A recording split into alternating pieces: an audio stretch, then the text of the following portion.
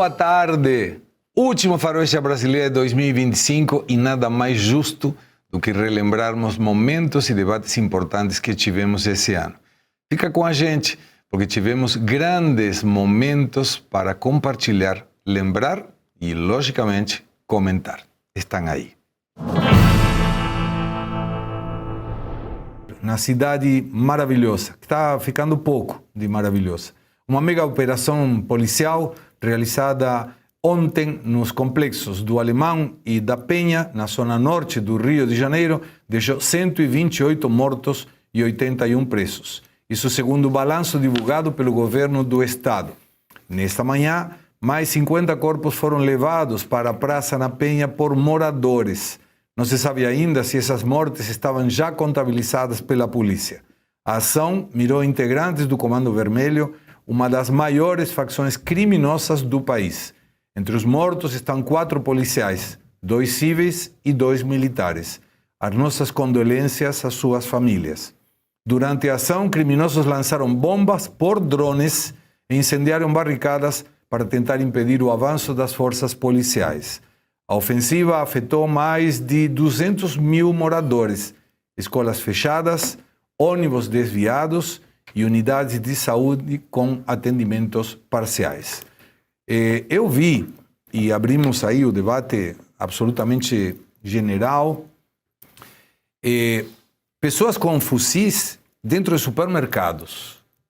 Isso não é normal numa cidade normal. Se vocês me permitem, vamos começar com a nossa dama de hoje, Eduarda. Pode falar. Não, não é normal de forma alguma. Na verdade, o que todo mundo está vendo é que o cenário que a gente vê no Rio de Janeiro é um cenário de guerra. Realmente, não é só um cenário de uma operação da polícia para identificar, para prender, para aniquilar grupos de traficantes. Não, é um cenário de guerra. Os traficantes se mobilizaram, colocaram fogo em veículos, explodiram veículos para bloquear a passagem da polícia. Inclusive, o que mais me chamou a atenção, e eu acho que é uma das coisas que mais chamou a atenção de todo mundo, é que os traficantes estão usando drones para jogar explosivos contra a polícia. Vamos entender de onde vêm essas táticas, porque o crime organizado se chama crime organizado por um motivo. Ele é de fato organizado, mas como a organização começou? Uma coisa que é importante a gente citar é, na época do regime militar, muitos guerrilheiros presos na época, gente que vinha inclusive de Venezuela, por exemplo, eles eram presos aqui no Brasil por estarem envolvidos com guerrilhas, por estarem envolvidos com grupos comunistas que planejavam ataques armados no Brasil, e eles foram presos em cadeias comuns com criminosos comuns. Dentro dessas cadeias, esses guerrilheiros ensinaram táticas de guerrilha para os traficantes e criminosos comuns que estavam lá dentro e que eventualmente saíram. Então foi ali que iniciou essa escola de crime organizado. Você literalmente transforma traficantes em guerrilheiros e o resultado é, qualquer guerra que aconteça em qualquer lugar do mundo, eventualmente alguma das táticas daquela guerra vão ser implementadas aqui no Brasil, muito provavelmente no Rio de Janeiro, que é o que está acontecendo com o drone. Onde que a gente viu, qual guerra que a gente viu sendo usado um grande número de drones para conseguir alcançar o exército inimigo com mais facilidade? Na guerra da Rússia e da Ucrânia. Esse método está sendo trazido para o Brasil e os traficantes do Rio de Janeiro já estão utilizando. Vai piorar. Se não for contido rápido e de forma eficiente, vai piorar. Pelos números que a gente tem aqui agora, nós já temos 200 traficantes ou contidos ou neutralizados. Parabéns para a polícia. Parabéns para o governador no que ele pode fazer, considerando que ele está totalmente sem ajuda, mas isso vai ser assunto para outra pauta.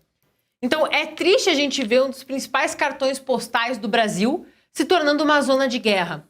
Mas também coloca a gente para pensar que, às vezes, essa zona de guerra é um mal necessário.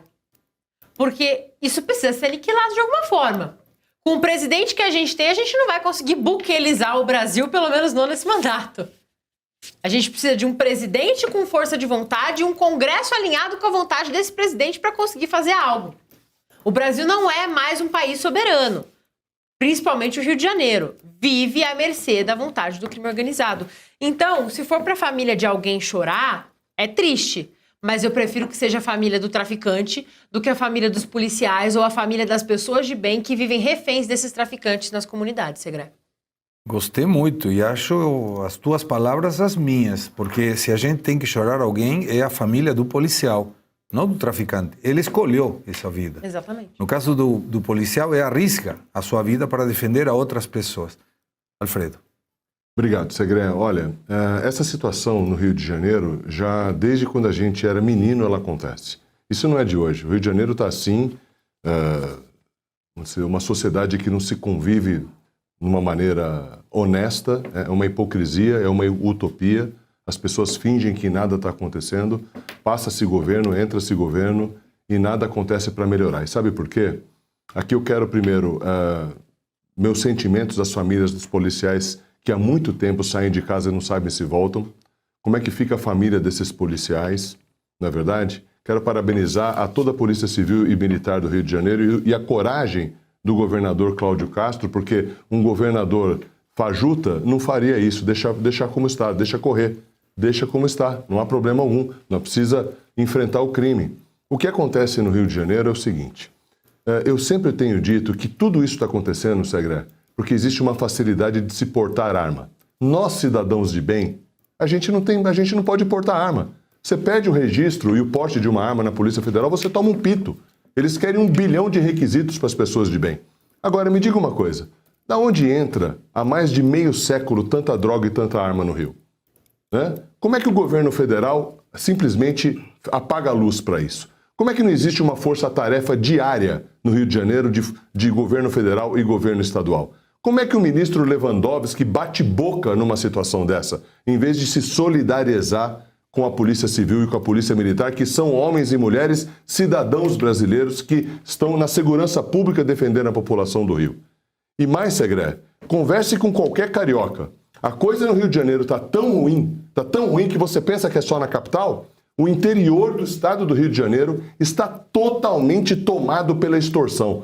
Não existe um comerciante no Rio de Janeiro que não é extorquido pelo crime.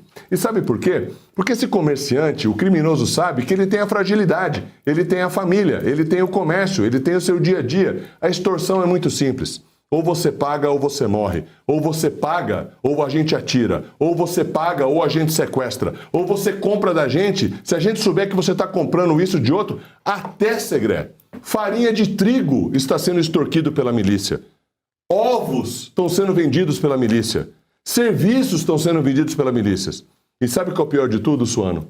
O pior de tudo é o seguinte, que políticos do Rio de Janeiro, que são eleitos por essas pessoas, são eleitos pelo crime organizado, estão defendendo essas pessoas como se elas fossem cidadãos de bem. E sabe por quê? Porque são essas pessoas que estão aterrorizando e acabando com a cidade mais linda do mundo, que já não é a cidade mais bonita do mundo, porque se não existe sociedade civil mais organizada no Rio de Janeiro, existe uma sociedade civil extorquida no Rio de Janeiro. A extorsão no Rio de Janeiro é um problema diário que convive com carioca. E alguns cariocas banalizam isso, porque chegam na eleição, acham que isso é normal e que com eles ainda não aconteceu e que com eles ainda não chegou. Vou dizer para você, a extorsão já chegou no Rio de Janeiro inteiro. Não existe um bairro do Rio de Janeiro, classe A, B, C, D, E, que não exista extorsão do crime organizado. O Rio de Janeiro simplesmente acabou. A gente tem que fechar a porta do Rio de Janeiro, abrir de novo. O governo federal tem que parar com tudo e só se dedicar, a partir de hoje, até o último dia que lhe resta, à segurança pública do Rio de Janeiro. Porque o que a gente viu hoje aqui, ontem aqui, o mundo inteiro está vendo. Não existe mais notícia local. Agora você fala um A, o outro lado do mundo está sabendo que você falou A. Então isso é uma vergonha para o nosso governo federal e aqui é mérito e coragem do governo do estado do Rio de Janeiro. Parabéns, governador, parabéns a todos os policiais do Rio de Janeiro. Agora, uma vez, nesses programas canhoteiros, a Secretaria de Informação, de Comunicação do governo, que está em algumas emissoras, você observa que não teve preparação, foi uma improvisação. 10 meses de preparação teve. Exato. Recomendo especialmente a entrevista que ontem nossos colegas de Oeste Sem Filtro fizeram para um capitão, ex-capitão do BOPE, Rodrigo Pimentel. Maravilhoso. Ele explicou em detalhes tudo o que foi planejado. Inclusive mencionou que há pouco tempo atrás teve uma outra operação. E essa operação contou com 400 policiais que era para deter também pessoas dentro do narcotráfico, não conseguiram nem entrar na favela. 400 policiais não conseguiram entrar na favela. E aí explicava Suano Marsiglia que o pedido de blindados era porque os blindados que tem a polícia do Rio de Janeiro são com rodas normais e não detonam a barricada que colocaram. Então eles precisam de uns blindados que somente tem a Marinha do Brasil.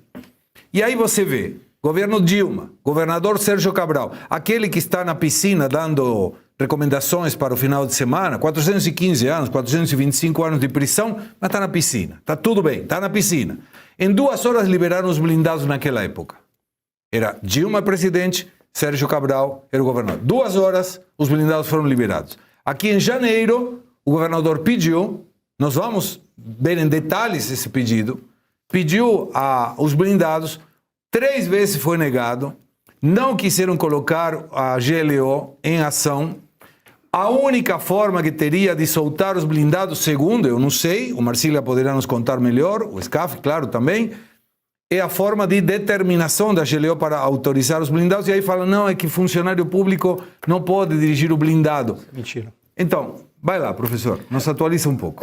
Primeiro, só fazer um comentário. O Rodrigo Pimentel, algumas pessoas dizem que ele é o Capitão Nascimento do Tropa de Elite. Né? Ele é mesmo. Dizem que ele ou seja, ele é a personagem, ou melhor, ele é a pessoa em quem se baseou a personagem a partir disso. Ou seja, é um indivíduo que sabe do que está falando, viveu a realidade e entende totalmente o problema de segurança do Rio de Janeiro. Então, tudo aquilo que ele falou tem que ser trazido à tona, porque ele sabe do que faz. É um dos indivíduos mais, eu diria, respeitados nesse aspecto. É interessante que você perguntou a questão dos fuzis, se é normal. É normal apenas em duas circunstâncias. A primeira delas, se o país está em guerra, a gente encontra isso em Israel, em que toda a população tem fuzil. Por qual razão? Porque todo cidadão israelense é um soldado em potencial e é treinado para tanto. Ali você encontra, é correto, legal, e graças a Deus que Israel trata assim. Nos Estados Unidos, por qual razão? Porque é dado, alguns estados autorizam que os cidadãos possam portar a arma, mas ele é obrigado a mostrar a arma que ele está portando, por razões diversas, seja por segurança, seja porque o maior inimigo do cidadão para o norte-americano é o governo, para que o governo não abuse e entre na sua propriedade. Mas em 2 circunstâncias você encontra isso. Quando a gente olha a situação em que nós estamos vivendo aí, é interessante, como você falou, essa preparação já tem mais de 10 meses. Tem só 10 meses, não, tem mais de 10 meses. E isso é repetitivo e está ocorrendo dentro de uma situação estrutural, como a Duda falou, acerca da preparação. Eu acho que eu já contei aqui a história do meu professor, que foi preso político. Ele era stalinista, mas eu sou da USP, eu não posso fazer nada. Vim de lá. E ele contava que ele foi convocado para fazer o treinamento dessas personagens que aí está. E ele disse, será muito mais fácil nós virarmos bandidos do que eles virarem militantes políticos. Porque o crime que eles cometem é comum, é por iniciativa e vontade própria. E no dia que eles tiverem consciência disso e ter o treinamento, e ali foi dado um treinamento de guerrilha para eles, parte dos manuais, um dos principais manuais é o manual de guerrilha do Carlos Marighella. Olha que coisa curiosa, teve até um indivíduo que fez o papel do Carlos Marighella e se apresentava como negro. E o Carlos Marighella era caucasiano, ou seja, era branco. Assim estava na certidão de nascimento dele, para ver as mentiras que fazem. Mas usava, inclusive, o manual de guerrilha do Carlos Marighella, que era um dos manuais que eram disseminados para aquela esquerda revolucionária terrorista. E ali eles ensinaram. Aconteceu a profecia desse professor. Não apenas eles se tornaram bandidos, como os bandidos passaram a tomar o controle de segmentos do Estado. Esse é o ponto que foi apresentado e que nós vemos isso está de uma maneira contínua. Quando o Lula, ou melhor, o Lewandowski contradisse, melhor dizendo, o governador de que não foi solicitado, pelo que consta, e eu sou levado a acreditar mais no governador do que nele, por razões diversas, porque até agora ninguém pegou com o governador em contradição. Não vou falar mentira, mas nós já pegamos o Lewandowski em contradição. Por essa razão, é mais provável que o governador esteja falando a verdade e o senhor não, ministro. Aí temos a situação, a questão da GLO.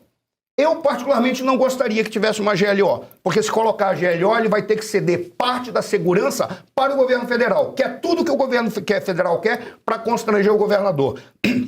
O que eu preferiria é que houvesse acordos entre estados e que os estados apoiassem o estado do Rio de Janeiro. Que estado? O estado de São Paulo, o estado do Paraná. Por qual razão? Porque o crime não está mais localizado ali no Rio de Janeiro, está disseminado no Brasil inteiro. Então esse acordo seria possível. Ora, a Polícia Federal tem pessoas boas, o Exército, a Marinha, estão loucos para mostrar que eles têm honra e dignidade, mas só que fazer uma ação, um GLO, sob o comando do governo federal, seria uma afronta a esse mesmo exército, porque eles sabem o que está acontecendo, eles sabem, inclusive, como está se dando o treinamento desses terroristas, desses narcotraficantes.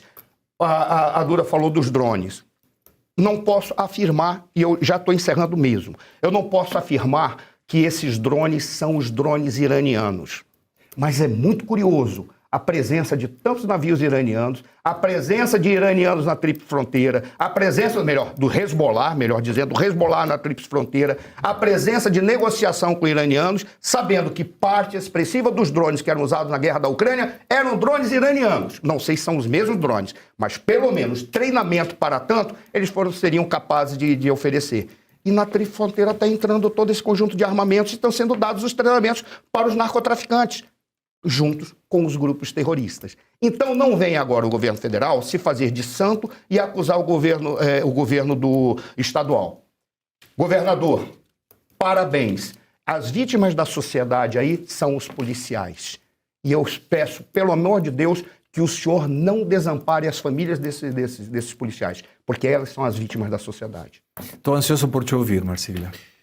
Olha, Segré, a gente está falando de luto pelos policiais e tal, claro, também estou de luto pelos policiais, mas eu estou de luto pelo Rio de Janeiro. Sim. Eu acho que aliás, eu estou de luto pelo Brasil, porque também isso não é só no Rio de Janeiro. Se a gente for para Salvador, é outro barril de pólvora que está prestes a explodir. Se a gente ir aqui em São Paulo, por exemplo, não tem uma semana que a gente não escuta falar em PCC e facção e não sei o que lá. Quer dizer, o Brasil está tomado. Tá. É disso que se trata. Então, a gente tem que estar em luto pelo Brasil. E essa ação, embora aí fica essa questão, não, ela foi efetiva, não foi efetiva, devia matar, não devia matar, eu sei o que e tal, sem o fuzil, como disse aí um deputado, sei lá quem que disse isso, não, foi o Oruan, imagina só, houve uma época em que a gente ouvia artistas indevidamente, nem devíamos, mas agora a gente ouve o Oruan. Então o Oruan falou que sem fuzil, né, baixamos até nisso. nisso. Fazer uma brincadeira, ele é tão ruim que ele não sabe nem falar o nome dele, fala o contrário. Eu reclamava da época que a gente falava do Júnior, o Júnior disse isso, agora a gente está comentando o Oruan, então imagina o nível a que chegamos. Mas enfim, ele disse que por trás de um fuzil também há uma pessoa, né? Talvez aqui fazendo uma analogia com por trás... também bate um coração, né? De quem que é esse verso? Por trás de uma... Do Barroso. Não foi o Barroso? Quem foi? O Barroso falou, por trás da toga bate um coração. É. Tem uma bossa nova, canção de bossa nova que fala isso. Bate o coração. Pera só, deixa eu terminar aí, peraí. Que auxiliaria mas aí o raciocínio dele. Isso detou no corte, Suano, detou no corte. Claro, eu tenho meus cortes. Ninguém te interrompe. Ninguém te interrompe.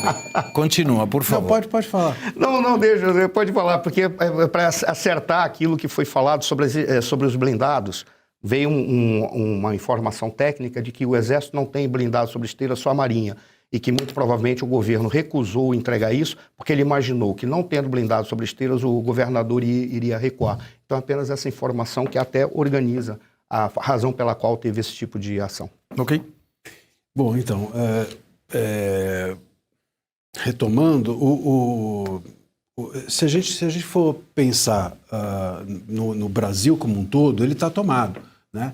Então, assim, esse é um problema estrutural do país e se a gente olha para essa operação, não tem como a gente pensar, por mais que ela tenha sido preparada, mas que é uma operação cotidiana, que é uma operação normal, que é isso que nós desejávamos que ocorresse num país. É óbvio que não, ninguém torce para que aconteça isso ou para que seja essa a forma de se solucionar o crime do país. Então, assim, por mais que essa operação tenha sido preparada, é uma consequência de uma política pública de combate à criminalidade que falhou. Claro. Que fracassou por completo. E aí é que entram as questões. Por que fracassou? Né? Ou seja, isso é consequência já de um Estado falido no combate à criminalidade e ao crime organizado. Fracassou pelas coisas que a gente vem dizendo aqui, que nós temos uma vitimização do criminoso, que nós temos uma glamorização do crime, que o governo federal, ao invés de se aliar aos governos estaduais, fica querendo controlar a política pública de segurança dos estados, porque é isso que essas PECs de segurança pública, etc., desejam fazer, fica querendo controlar, mas não se responsabiliza. Então eu quero ter o controle, o governo federal quer ter na mão dele o controle da gestão pública para a segurança dos estados, mas não quer se responsabilizar nunca pelo que os estados fazem. E aí é que entra esse problema que é político, aí entra o problema ideológico, que a gente está falando da vitimização, o problema político do governo federal olhar e falar assim, peraí, aquele cara de esquerda, de direita, etc, etc, e nós nos perdemos. Nos perdemos por completo. E não tem segredo como a gente ficar aguardando um governo de direita entrar para combater o crime. Não tem como a gente ter um governo de esquerda que simplesmente não combate o crime, glamoriza e tudo bem, e segue em frente. A gente precisa cobrar das autoridades que o combate ao crime não tenha bandeira. Que o combate ao crime não seja uma questão de direita. Assim como direitos humanos não pode ser uma questão de esquerda, claro. Né? Como a gente... eles roubaram essa bandeira para eles, não só essa bandeira, roubaram muita coisa. Roubaram essa bandeira para eles, como também o combate à criminalidade não pode ser uma bandeira da direita, tem que ser uma bandeira do Estado. E é isso que a gente precisa, não só precisamos empreender, mas também precisamos cobrar do governo federal, do governo estadual e reparar muito bem, sobretudo no ano que vem, quando essa discussão surgir, na época eleitoral, a gente precisa cobrar muito bem das autoridades públicas o que elas pretendem fazer, quais os planos que elas têm para a segurança pública. Diga rapidinho, Olha, por favor. rapidinho, Segré, eu acho que numa situação dessa que envergonha o Brasil perante o mundo inteiro e, na verdade, vitimiza toda a sociedade brasileira, nós teríamos que ter 3 ações no Brasil. Em primeiro lugar, fechar a fronteira terrestre do Brasil em todos os lugares. Porque o que está entrando de arma no Brasil, só para bandido, não é brincadeira. É coisa de décadas. E é por isso que o crime está forte. Porque ele anda armado. Ponto 2. Se você não dá arma para o cidadão de bem, então coloque pena de 30 anos por porte ilegal de arma. Quero ver quem vai começar a assaltar na rua. Boa. Em um país onde a segurança é um desafio diário, a escolha de quem protege você e sua família não pode ser feita por acaso. Eu sei disso. Foram anos de experiência, pesquisa e convivência até encontrar uma empresa que unisse tecnologia, qualidade e confiança verdadeira. A 1021 Blindagens não é apenas uma empresa de blindagens. É uma equipe que entende o valor da vida, o peso da responsabilidade e a importância da confiança construída ao longo do tempo. Hoje, depois de anos de relacionamento, posso dizer com tranquilidade. A 1021 Blindagens me ofereceu muito mais do que proteção. Me deu amizade, respeito e segurança. Hoje não tenho fornecedor. Tenho uma empresa amiga na qual posso confiar a segurança da minha família. Na 1021 Blindagens, eu confio literalmente a minha vida e sei que estou em boas mãos. E para falar com os meus amigos da 1021 Blindagens, aponte a câmera para o QR Code que está na tela. Em pronunciamento feito ontem, o governador do Rio, Cláudio Castro, afirmou que o governo Lula negou o envio de veículos blindados para a operação contra o Comando Vermelho. Vamos ouvir. As nossas polícias sozinhas é uma operação maior do que a de 2010 e, infelizmente, dessa vez, como ao longo desse mandato inteiro, não temos o auxílio nem de blindados, nem de nenhum agente das forças federais, nem de segurança, nem de defesa. É o Rio de Janeiro completamente sozinho nessa luta hoje e estão fazendo a maior operação da história do Rio de Janeiro. Alfredo Scaff, qual é a tua observação sobre essa fala? Ele está certo? Está errado? Eu acreditei. Bom, não. Aliás, eu não acredito em Lewandowski, por isso eu acredito em qualquer um. Exatamente, é o que eu estava pensando. Você leu o meu pensamento. Você acha mesmo que um governador do estado de Rio de Janeiro vai fazer uma declaração dessa se não fosse verdade? Você acha que ele vai afirmar fatos que não são verdadeiros para ser desmentido depois? É óbvio que não. Ele está dizendo em claras palavras que ele agiu sozinho, que ele não tem apoio nenhum do governo federal, porque esse governo federal não tem propósito nenhum para o país. Não existe política de segurança pública no governo federal. Ponto final. A solução para a segurança pública no Brasil não passa por Brasília. Passa pela união dos governadores, pela união das polícias civis, pela união das polícias militares. Quando os governadores de estado, como você falou, Segré, se unirem no combate ao crime organizado, vai melhorar muito a situação. Porque se depender do governo federal, eles vão ficar batendo boca, eles vão ficar gritando, eles vão ficar defendendo os eleitores criminosos dos partidos de esquerda, porque quem vota na esquerda são esses caras aí que atiram na polícia. Agora, me chama a atenção que o prefeito Eduardo Paes está sumido, calado. Eu não vi falando nada dele. Mas quem falou foi Lewandowski. O ministro da Justiça, Ricardo Lewandowski, negou a afirmação do Cláudio Castro, governador do Rio, e disse que o governo do Rio de Janeiro não fez qualquer solicitação de apoio para a mega operação da terça-feira. Afirmou ainda que atualmente a responsabilidade pela segurança pública diz respeito exclusivamente aos governadores. A declaração contradiz o discurso de Cláudio Castro. E contradiz também a Constituição, ministro. Artigo 144. Busca aí, 144, Constituição Federal. Leia a Constituição Federal. E você vai ver que o senhor está errado. Mesmo assim, vamos ouvi-lo.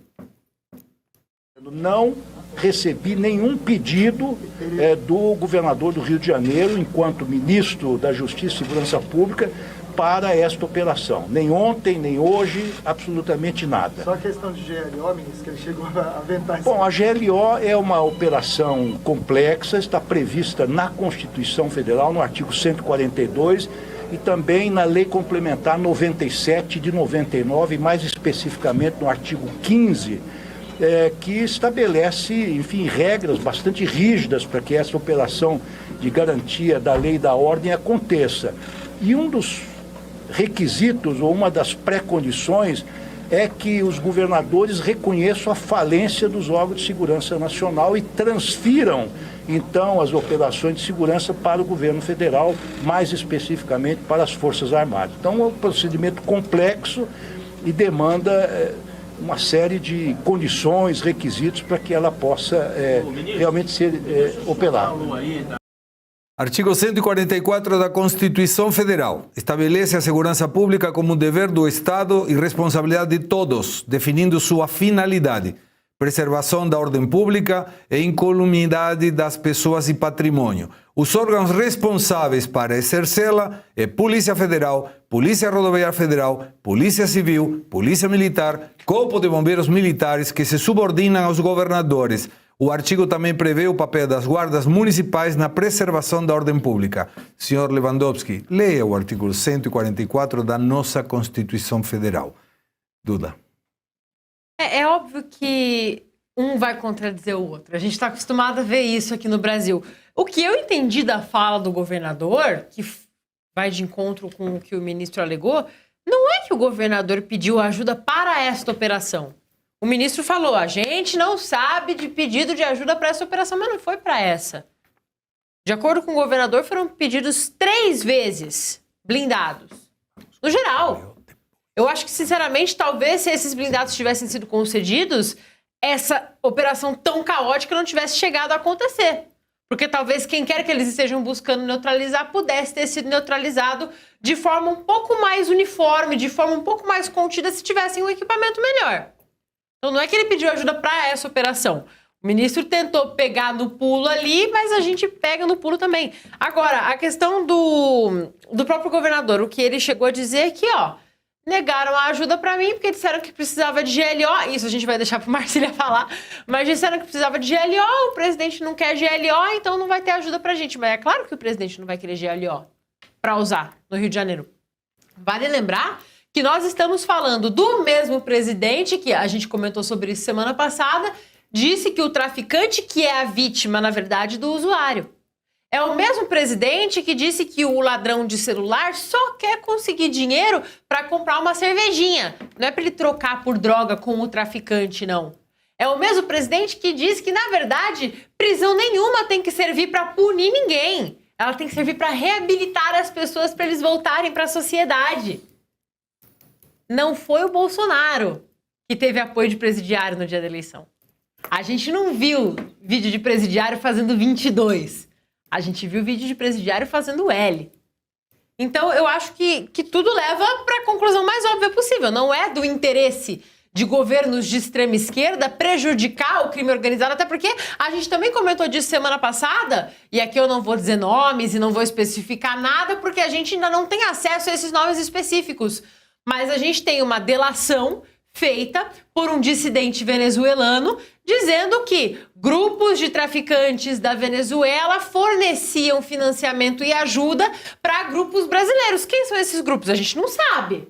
Mas vamos descobrir eventualmente. Eu imagino que a gente vai descobrir. Então tem muita coisa em volta disso tudo que está acontecendo no Rio de Janeiro. Tem a ajuda de regimes de extrema esquerda de fora do país. Tem o próprio governo de extrema esquerda daqui que não parece empenhado em combater nada. Pô, a gente viu Thalíria Petroni quase chorando de tristeza por causa dos CPFs de traficantes que foram cancelados. A mesma Thalíria Petroni que fez um projeto de lei para proibir a polícia de usar helicópteros e drones nas operações. Mas o traficante pode usar drone à vontade contra os policiais quando ele quiser. É a mesma lógica do porte de arma. O cidadão de bem não pode ter arma para se defender do traficante que tem até fuzil.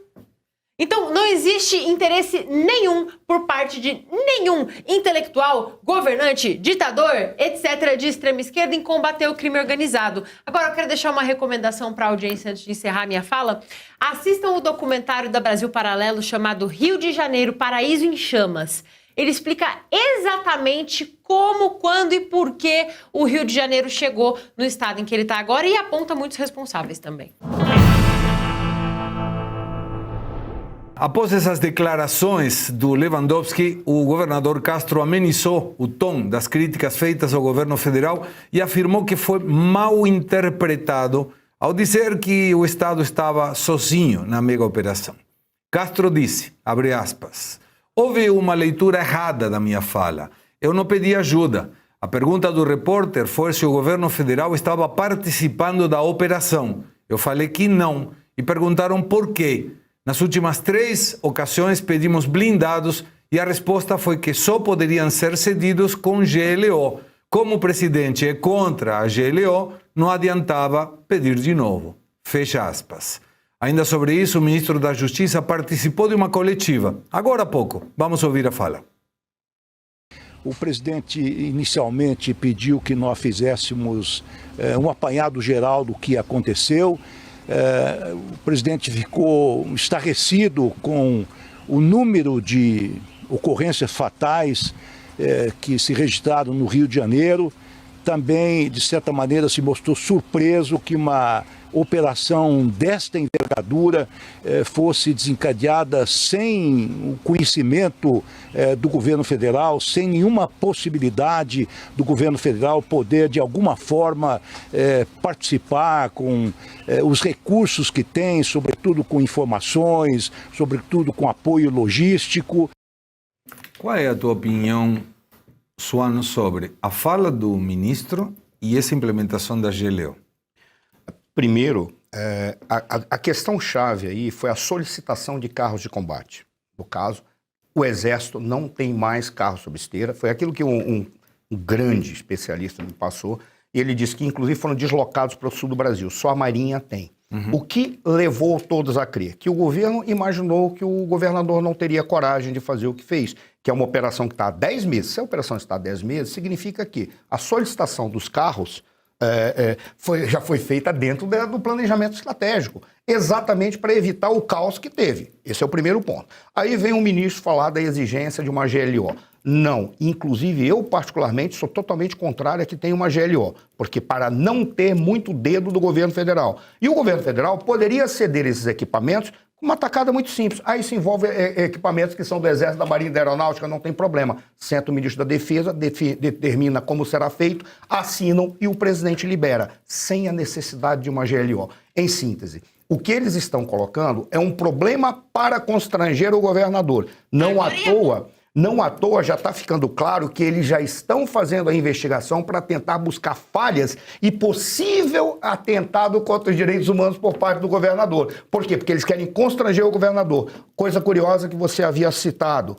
E onde está o prefeito? Claro, o prefeito é candidato ao governo do Rio de Janeiro e ele é aliado do Lula. Ele está caladinho. Ele está deixando fazerem o desgaste com o governador e fazerem todo esse conjunto de narrativas mentirosas sobre o governador que teve coragem e fez a ação certa. Com relação ao crime organizado, para resolver o problema do crime organizado no Brasil, vai ter que fazer coisas muito graves, dentre elas a buquelização, porque é necessária, e vai ter que ter alguém com coragem para entrar na estrutura do Estado e do aparato administrativo do Brasil. Porque ele está tomado. A gente não pode falar, entrar em detalhes, porque seria irresponsabilidade. Mas se fizer um trabalho sério, eu te garanto, balançou a árvore, ficam 2 maçãs, 3, 4, 5. O que vai de cair maçã podre no chão é muito grande. Ah, sim.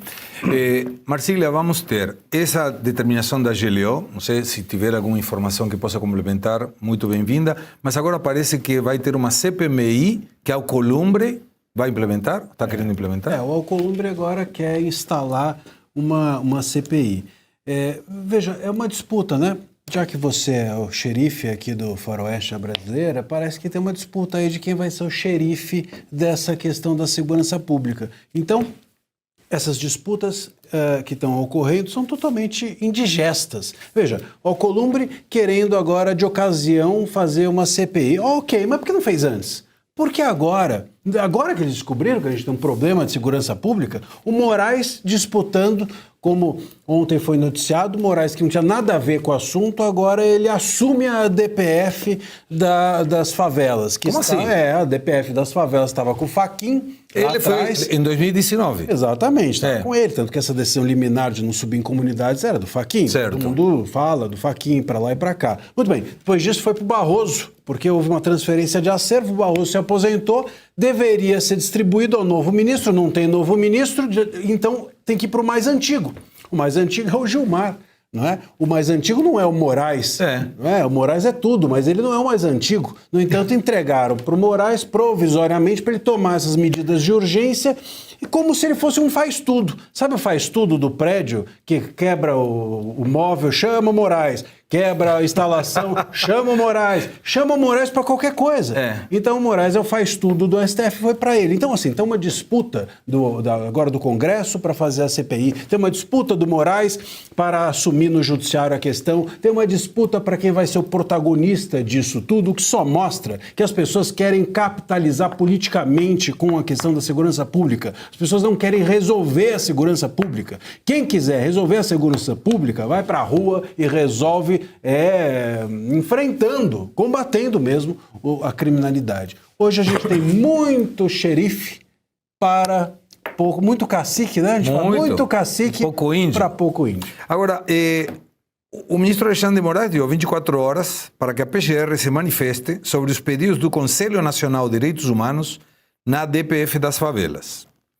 O órgão é vinculado à Presidência da República e pediu para que o governo do Rio tenha de enviar informações sobre a operação policial contra o Comando Vermelho realizada ontem. Segundo essa ADPF, eu não entendo muito, me corrija por favor, e Alfredo Scaff se sinta à vontade, até essa ADPF, na época da Covid, me parece que foi, do Fachin, a polícia ia, por quê? Porque a polícia tem que ir sem avisar. Imagina se, tô indo, viu?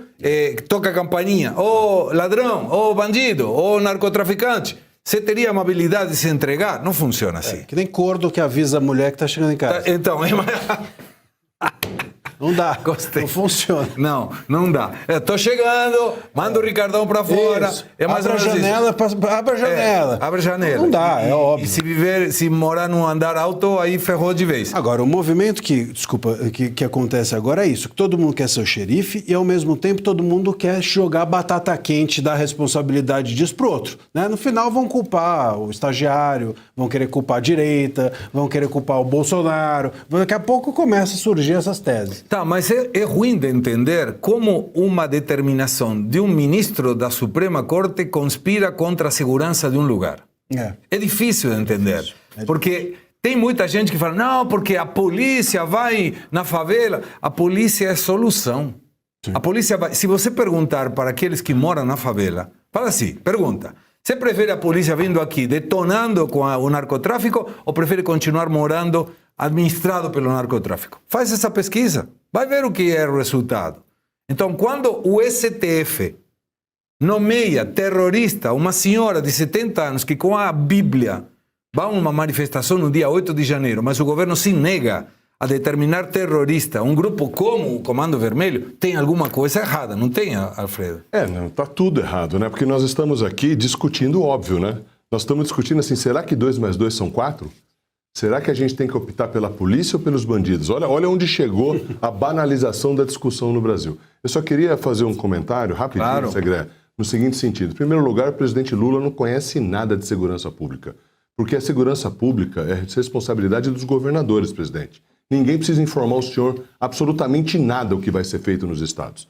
Os estados são soberanos na segurança pública. O chefe da segurança pública, presidente Lula, 3º mandato, é o governador do estado, não é o senhor, não. É isso. Tá certo? E os crimes que estão sendo cometidos lá são de crimes estaduais. Tráfico de entorpecente, porte ilegal de arma, homicídios. Esses crimes estão sobre a Polícia Estadual. Agora, óbvio, Polícia Federal poderia ajudar na inteligência? Não tenho dúvida que sim. A Polícia Federal poderia estar de mãos dadas com a Polícia do Rio de Janeiro? Teria que estar, sim.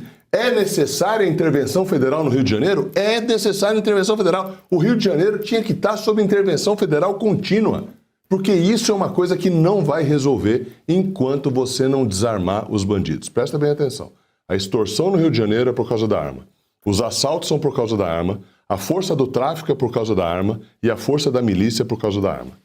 Pego a deixa que deu Alfredo. Uma intervenção militar de um governo, uma intervenção federal de um governo que passa pano no bandido, resolveria, Duda? É difícil imaginar ela sequer acontecendo no governo Lula, não vai acontecer intervenção federal no Rio de Janeiro com o governo Lula. E se acontecesse, a gente sabe que ela não teria a intensidade que ela deveria ter. Não teria. Agora, sobre a DPF, é o Brizola de volta. Ele, inclusive, foi um dos responsáveis por a gente chegar no ponto em que a gente está. Lá na década de 80, o Brizola fez exatamente o que o STF está fazendo agora. Impediu operações policiais de acontecerem dentro da favela. Aí o que aconteceu? Eles aproveitaram, os traficantes aproveitaram esse hiato de operações onde, bom, agora o território é nosso, a gente está livre, leve e solto para fazer o que a gente quiser, e se fortaleceram, se estabeleceram. Eu já falei isso aqui, eu vou repetir. Hoje em dia, a menor das atividades criminosas do tráfico é o tráfico de drogas. O gás, a internet, a luz, a taxa de segurança, tudo. Eles dominaram tudo. Tudo é um monopólio do tráfico dentro das comunidades. Você não compra um palito de fósforo sem que o traficante tire o pedacinho dele daquele palito de fósforo que você comprou. Isso se fortaleceu muito na década de 80, quando o SCAF fez quando o Brizola fez a mesma coisa que está sendo feita agora. Impediu as operações. E aí, em 2020, em plena pandemia, não pode subir a favela mais. Não pode fazer operação mais. E isso tá sendo discutido e posto em prática até hoje, há 5 anos. O tráfico tá com a chancela aberta, tá com a passagem livre para eles poderem se organizar de forma muito segura para fazer o que quiser. E no fim, quando chega no ponto sem retorno de acontecer o que aconteceu essa semana, 200 pessoas envolvidas, mortos e presos. Ai, mas olha que absurdo, olha que chacina. De fato, é uma chacina por parte do tráfico. O tráfico usa a população das comunidades como escudo humano. Vamos se estabelecer em lugares extremamente populosos. O número de pessoas na favela é absurdo, pessoas não vou dizer por metro quadrado literalmente, mas vamos usar essa expressão. O número de pessoas por metro quadrado numa comunidade é imenso. Eles se estabelecem ali dentro porque eles sabem que vai morrer inocente em troca de tiro. Eles sabem que vai ter criança morrendo na troca de tiro, e aí vai sair no Fantástico que criança morre em operação da polícia. Eles usam a população como escudo humano. Se morrer algum inocente, além dos próprios policiais, se morrer algum civil inocente nessa operação, a culpa não é do policial que subiu o morro para conter o tráfico. A culpa é do traficante que se estabeleceu de propósito no meio dessas pessoas, sabendo que isso ia acontecer. Marcília. Segré, eu queria pegar um gancho do que o SCAF trouxe sobre essa questão do Estado, né, do governo federal, não poder intervir, né? Quer dizer, a gestão da segurança pública é dos estados, de fato, perfeito. E, inclusive, tinha até mencionado que a ambição do Estado é, inclusive, controlar, né, essa gestão. Isso tem sido feito porque é bem do governo Lula tentar mexer nas coisas de tal maneira que que ele permaneça, ou que a esquerda permaneça no comando para além dele estar dentro na cadeira do executivo. Mas um ponto que também é interessante sobre isso é o seguinte, o Lula não apenas ele erra quando ele quando ele quer se meter, quando ele quer intervir na gestão da segurança pública, mas também quando ele deixa de fornecer os subsídios, porque se tem uma função, nesse caso, no governo federal, é de administrar os recursos, etc., capazes de auxiliar a gestão pública. Claro. Então, a gestão da segurança pública é do governo estadual, mas os recursos são federais e eles entregam. O governo federal tem justamente essa função de fornecer para o Estado poder fazer a sua gestão da segurança pública. E aí é que está. Nesse ponto, o Lula erra, não só porque ele quer se meter na gestão, como também ele não entrega o recurso. Então ele foi omisso também. E isso, aliás, vale a gente dizer, né? O deputado Sanderson, que esteve aqui, inclusive, conosco essa semana, ele protocolou um ofício exatamente nesse sentido, pedindo que fosse investigado o governo Lula justamente pelas omissões. Tanto a omissão pode ser um crime de prevaricação, né? Porque é quando um governante sabe de algo errado que está acontecendo e não faz nada, esse é um crime, como também pode ser um crime de responsabilidade. Então há um crime de responsabilidade por parte do governo Lula e isso pode resultar até em impeachment quando ele age de forma omissa em relação a um problema desse tamanho. Então, assim, o governo federal, naquilo que ele devia fazer, que era fornecer subsídios, ele não faz. Naquilo que ele não devia fazer, que é se meter na gestão, ele faz. Seria mais ou menos equivalente a que estejamos com uma pessoa doente na mesa de cirurgia, o médico é do estado provincial, não tem anestesia, pede para o governo federal e o governo federal fala, não, você não me pediu. E a pessoa está morrendo aí. É um destrato absurdo. E eles se brigam um com o outro e a população das favelas, das comunidades, desculpa, agora não pode se falar favela, padecendo tudo isso. Professor Suano. Segre, eu vou tentar responder uma pergunta que você fez quando você disse assim, é muito estranho que um governo não queira resolver o problema da população. Por incrível que pareça, não é. Todo o processo está muito bem estruturado estrategicamente, eles fizeram isso ao longo do tempo. Quando a Duda trouxe a questão do Brizola, por exemplo, foi isso mesmo. Tanto que lá o jogo do bicho cresceu exponencialmente, e, além disso, eles foram alargando para tomar conta de outros crimes, outras contravenções, ou o que quer que seja. Eles foram simplesmente ampliando. Mas há outro fato. Lá no Rio Grande do Sul, essa DPF aí que determina, por exemplo, tem que dizer quais são os carros, tem que levar câmera, tem que fazer um monte de coisa. Lá no Rio Grande do Sul teve um secretário de segurança que ele baixou como exigência para qualquer operação policial que o policial, quando entrasse, ele se apresentasse. Claro. Ele dissesse que ele estava entrando, ou seja, um cara que não fizesse nada. Por quê? Porque a lógica deles era de uma polícia comunitária, e a polícia comunitária é aquele cara que está ali, conversa com todo mundo, tenta resolver o problema, ou seja, eles não entendem nada de segurança. O Lula, ele não precisa entender de segurança, porque a lógica deles é centralizar o processo de garantia da segurança pública no governo federal, porque a lógica deles é a lógica de que, inclusive foi uma das razões pelas quais eu me contrapus o alargamento do Ministério da Justiça, porque a lógica deles é Ministério do Interior. Todo Estado socialista e todo Estado que seja autoritário tem a lógica de ter um Ministério do Interior, que é o que trata da segurança como um todo, concentra para fazer uma manipulação e fazer um controle, em especial ideológico. Essa é a lógica deles. Quando o Ministério da Justiça passou a ser Ministério da Justiça e Segurança, eles passaram a querer coordenar e concentrar o dinheiro, o recurso, e inclusive determinadas operações para o Ministério da Justiça, eles estão construindo o Ministério do Interior. Voltando à tua pergunta, por que eles não querem? Porque assim eles minam a capacidade do Estado de garantir a segurança, isso é constitucional, está dentro do Pacto Federativo, trazem para o governo central e dizem, só nós podemos fazer isso.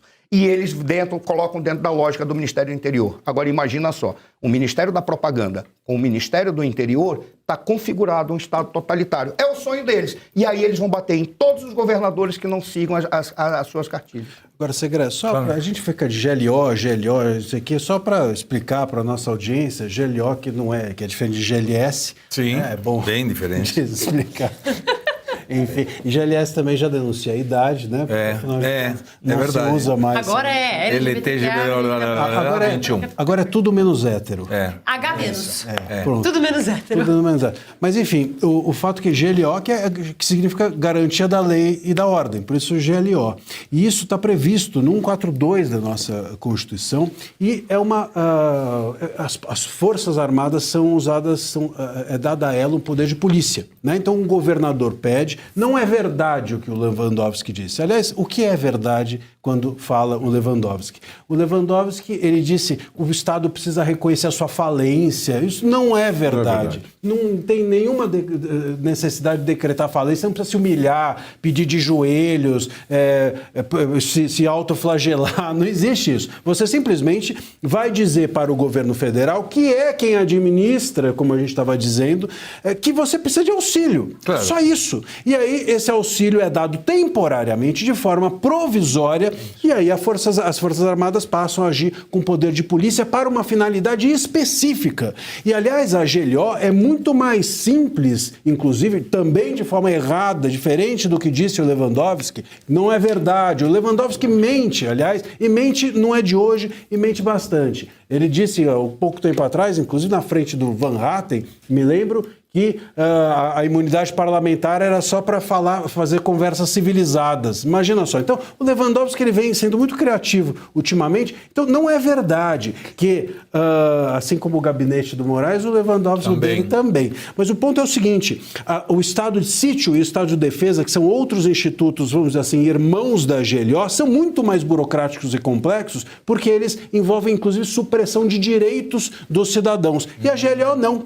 A GLO simplesmente faz da Força Armada para uma finalidade específica dentro do Estado um poder de polícia. E só. Resolvido, acabou, volta-se atrás.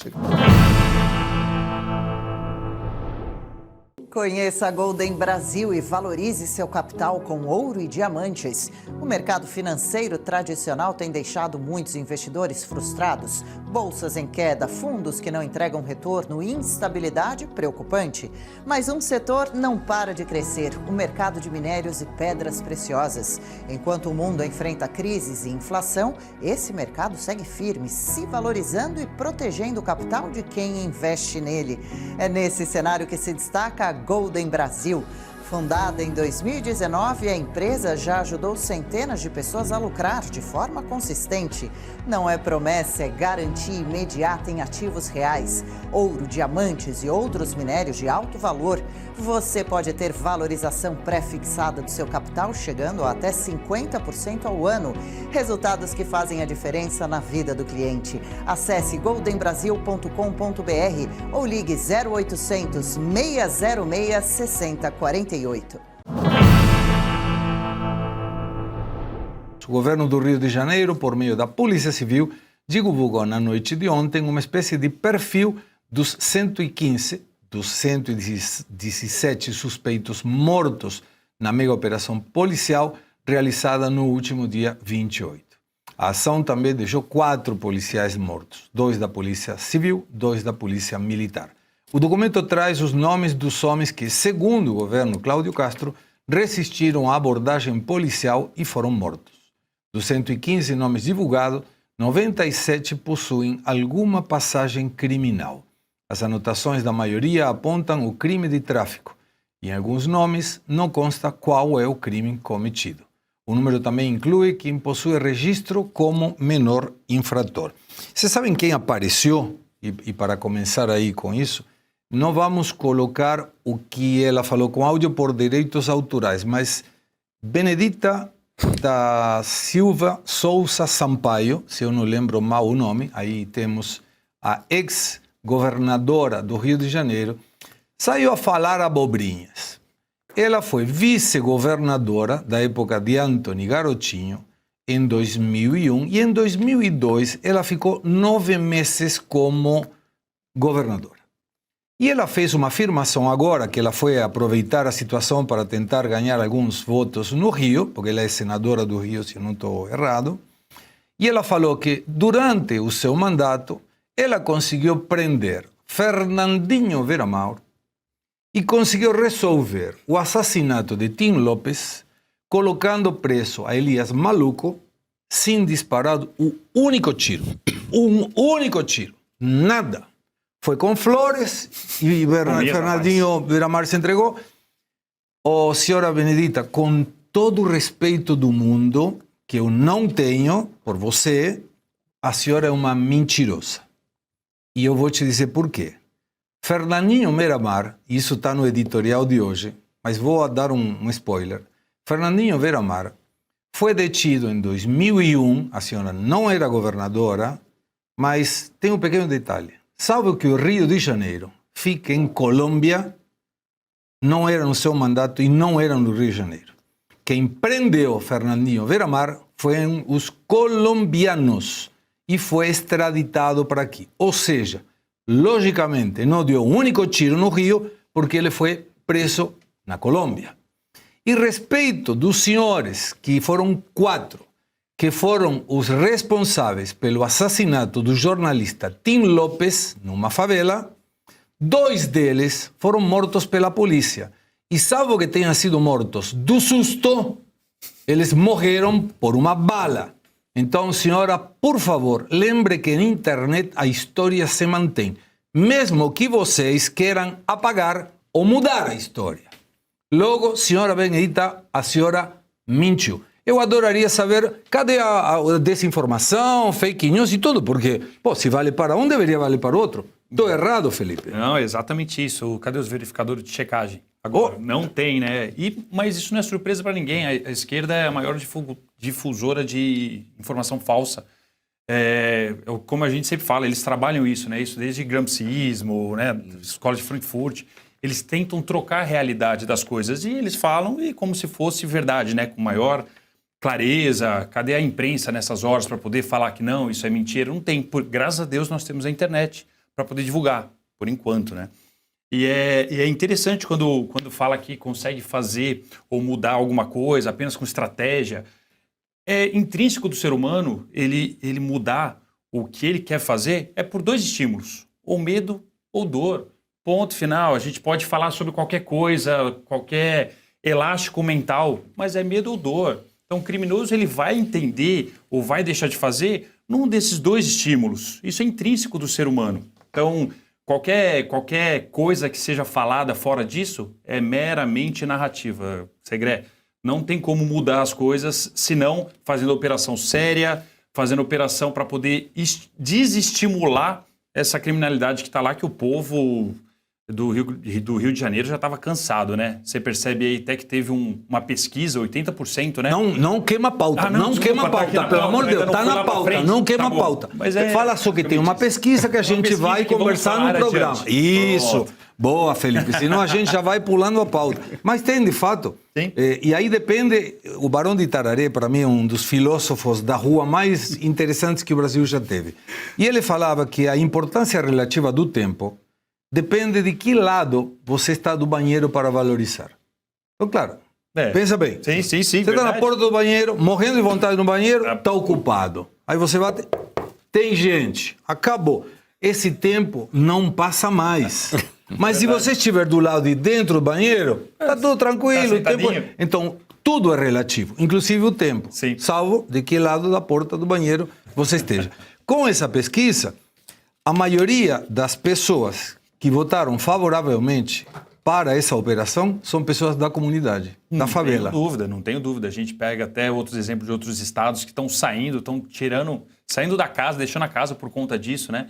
Então, mas igual eu falo, né? Voltando aqui para a questão, e que a esquerda, ela faz essa fabricação do consenso, tentam falar e desconectam da realidade, é exatamente isso que a senadora fez. Ela fez... Deputada, tá? É deputada? Vamos promover, não, que é só deputada. Eu entendi que era senadora. Então. Ela é uma senhora de idade, inclusive.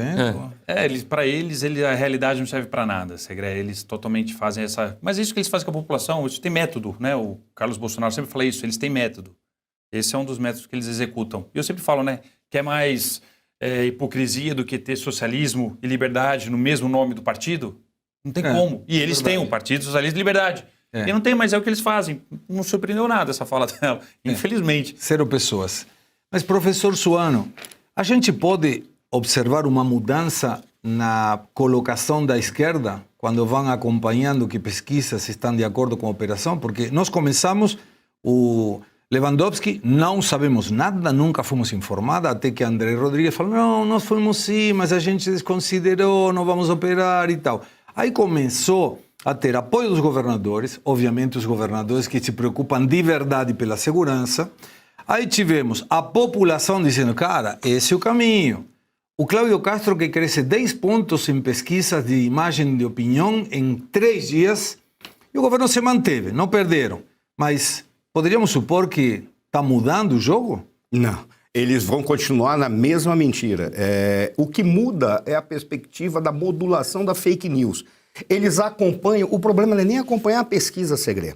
Eles sabem que parte das pesquisas são mentirosas. O que assusta é quando eles não têm como esconder a realidade, porque algo é tão evidente que eu acho que qualquer índice que possa ser apresentado aí é menor do que a realidade.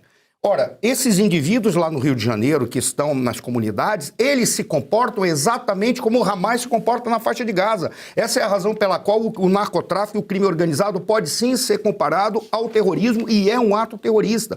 Eles escravizam a população, eles usam a população como escudo humano, eles massacram a população, eles simplesmente cooptam pessoas para serem parte do seu exército, obrigam que as famílias fiquem à mercê deles. Em síntese, o povo que lá está não quer a presença deles. É porque eles têm a negligência, a leniência e, muitas vezes, o pacto de membros do governo ou do Estado com esses grupos. É isso que faz com que ocorra o que está acontecendo lá. Aí o que se dá? Está tão evidente, que eles começam a modular o discurso. Alguns insistem na mentira, com todo respeito à deputada Benedita da Silva. Eu tive 2 desprazeres. Um foi muito recente, no voo vindo do Rio para cá.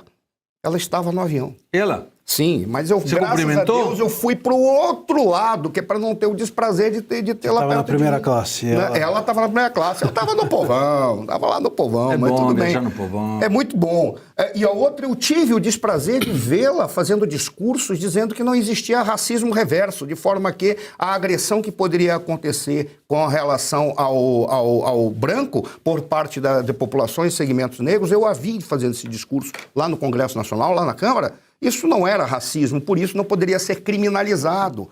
Isso a gente olha e veja, espera que ela se comporte desse jeito. Ela faz parte daquele grupo que repete a mentira 1000 vezes para que ela se torne verdade, ainda mais quando tem um Diário Oficial da União lá no Rio de Janeiro e aqui em São Paulo para estar reproduzindo. Só para encerrar, de verdade mesmo, olha que coisa curiosa.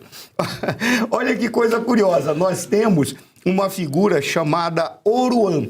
Sim. Que é aquele rapaz, que é o garoto do rap que acendeu cantando uma música sem voz, sem ritmo, sem poesia, sem letra, sem nada, mas acendeu. Sabe de quem ele é parente? E ele fez, inclusive, o seu sucesso fazendo músicas idolatrando o seu tio. Não é tio por afinidade, não é tio sanguíneo. O Elias Maluco. Porque ele é filho do Marcinho VP, eu tenho a impressão, que era o chefe do tráfico. Olha que coisa linda. Essa é a realidade que a gente vê. Infelizmente, como é que se confronta isso? Não pode ser servindo iogurte, doce e rosas. Vocês querem ver os inocentes, que teoricamente alguns deles faleceram por um exagero da polícia? Querem ver? Querem ver? Roda aí, Larissa, vai lá. Fala, Drup. Aquelas crocâncias, né, moleque? Cadê o Neguti? Tá peidando, olha lá. Esquece, tropa tá online. Grava do iPhone. Grava de lado assim, tá ligado? Você vai pro YouTube. Esquece, pega essa roupa aqui, eu fico 30 dias no mato tranquilo. Comendo coelho perereca. E aí, Buiu? Como é que tá? Chega, bandido, tá suave. É isso, faixa. E aí, paizão? Pode avisar que a família é chapadão com mangueira aqui, não tem jeito, parceiro. Jacaré, esquece. Esquece. Muita mídia. Muita mídia envolvida. Ei, Vitinho. Passa a visão, pai. Aí, chefe, olha o tiro aqui, chefe. Em breve aí, tá ligado? Essa rapaziada aqui amassando lá na Massa RJ, entendeu? É isso. Lógico. Vai, chefão. Rapaziada tá aí nova, valeu? Só de boa no meio. Ei, Negutinho. Pra nós ver como tá. Arthur, tem cara de inocentes? Tem roupa de inocentes? Segré, a verdade é que a população cansou dessa bandidagem. Não é à toa que todas as pesquisas mostram que a grande maioria apoia a ação do governador Cláudio Castro. A população que trabalha, apoia. A população que não vive de migalhas do governo federal, apoia. A população que não depende de lei Rouanet, apoia. Ou seja, a população que é a maior parte apoia, e a população está cansada. Infelizmente, o cansaço chegou a tal extremo que as pessoas estão dizendo o que é o óbvio, que bandido bom é bandido morto, porque ninguém aguenta mais. O Poder Judiciário que solta os bandidos presos pela polícia, essa que é a verdade.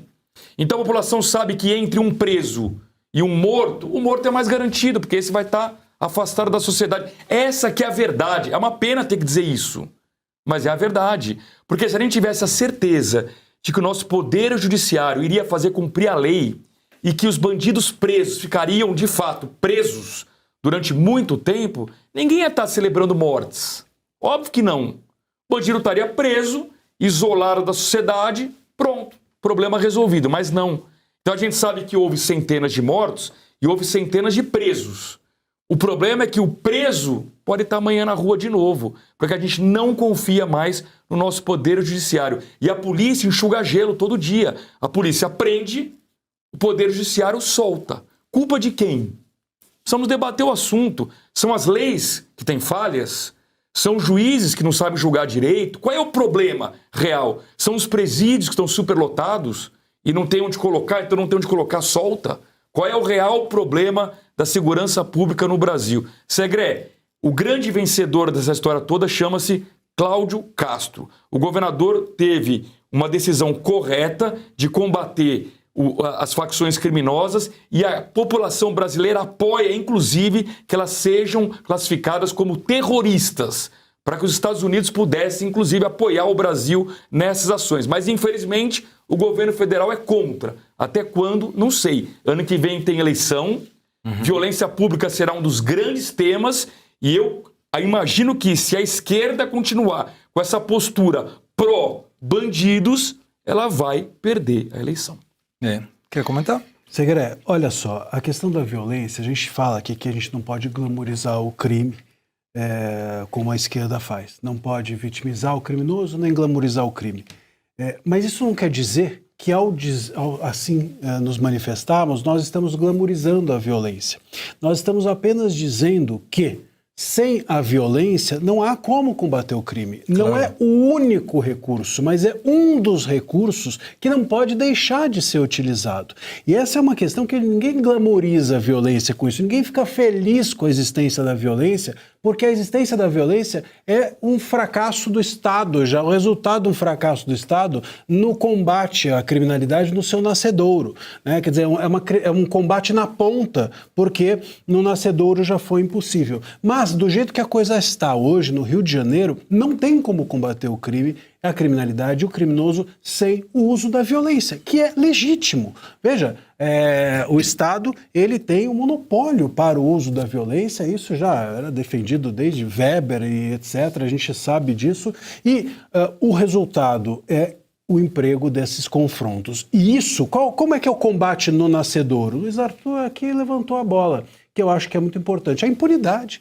Não é só a má gestão do executivo, é a impunidade. Vou lançar um dado aqui, que foi inclusive levantado pelo Senado, que o STJ, que é irmanado ao STF, inclusive nos erros, o STJ concedeu só em 2024 9 mil habeas corpus para traficantes. Eu vou repetir o dado. Só em 24, tá? O STJ concede habeas corpus, que é liberar o cara, colocar o cara em liberdade, 9 mil habeas corpus só para traficantes no ano passado. Então como é que a gente pode acreditar que o combate à criminalidade pode ser feito sem esse tipo de resultado, se o nosso judiciário que está aí se metendo na segurança pública do Rio de Janeiro, no seu ofício, que é o de manter preso ou de prender quem errou, coloca o traficante na rua. Coloca em massa o traficante na rua. Então nosso problema é que é estrutural.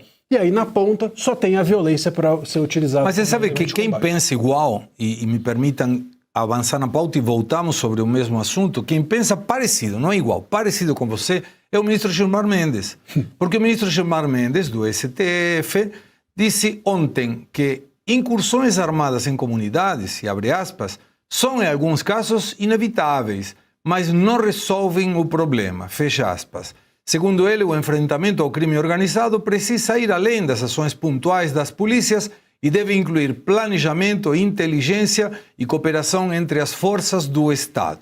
Em publicação no seu perfil, no X, o magistrado declarou que, abre aspas de novo, a violência e o poder das facções revelam que o desafio da segurança pública vai muito além das fronteiras estaduais, fecha aspas, e que apenas uma atuação coordenada poderá trazer soluções reais. Abre aspas de novo.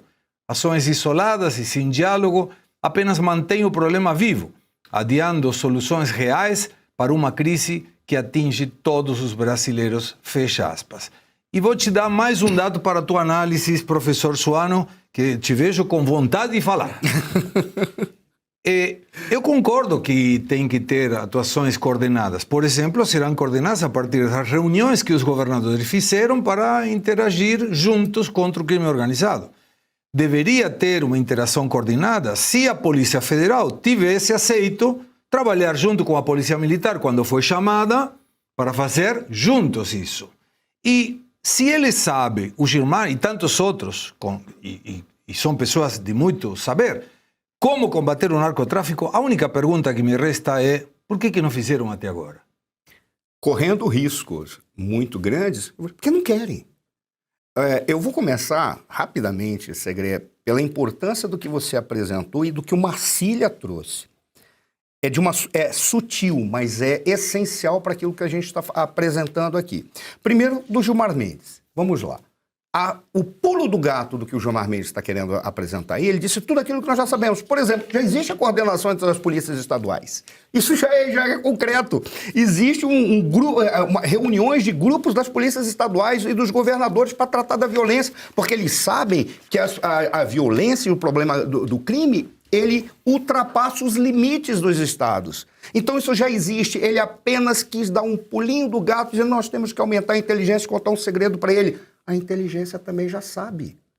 Todo mundo sabe. Basta ter um pouco de responsabilidade, respeito e desejo de executar, porque a inteligência também já sabe o que fazer. Exemplo, essa atividade ocorreu durante 10 meses de planejamento e foi atrás do governo federal. O governo federal, depois, segundo as palavras do próprio chefe da Polícia Federal, simplesmente não foram. Desmentindo o ministro Lewandowski. Veja, tudo isso que ele está falando já existe. O pulo do gato que ele está dizendo, nós precisamos centralizar mais. O que ele quer é centralizar e dar para o Ministério da Justiça e Segurança o poder sobre a segurança pública, que é a atribuição do Estado. É isso que ele quer.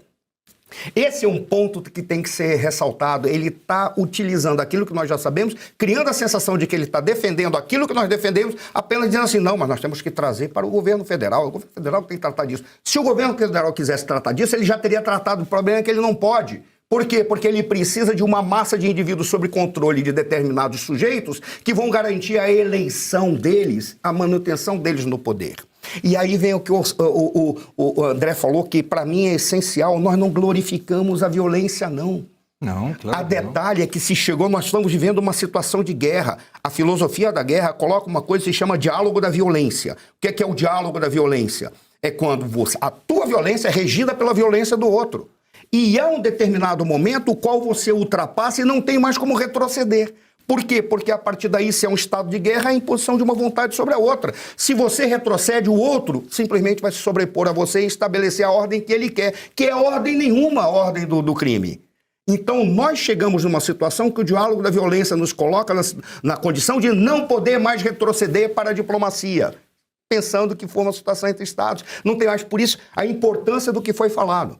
Porque eles vão divulgar como se nós defendêssemos a violência. Não, nós não defendemos a violência. É que a situação que foi criada não tem mais como retroceder. Esse é o problema. Agora, eu diria que isso é o STF dá o pulo do gatuno, não do gato, porque ele com isso, né, arranca do poder executivo e do governo estadual, as funções são deles, cooptam, usurpam as funções do poder alheio, né, para si. Mais uma vez, o STF está dando um pulo gigantesco agora para, a gente vai falar disso, né, mas essa DPF, esse movimento todo, ele tem por trás a criação de um novo inquérito do fim do mundo, agora da segurança pública. Mas aí também joga, e é importante clarificar os fatos. Eu estou colaborando com a empresa argentina porque tem informações de qualquer lado, então divulgam, pegam Globo, pegam algum desses e falam, nossa, o governador mandou 2.500 policiais para assassinar pessoas. Falam, não é que acordou dizendo, vou mandar 2.500 policiais para que entrem na favela. Não,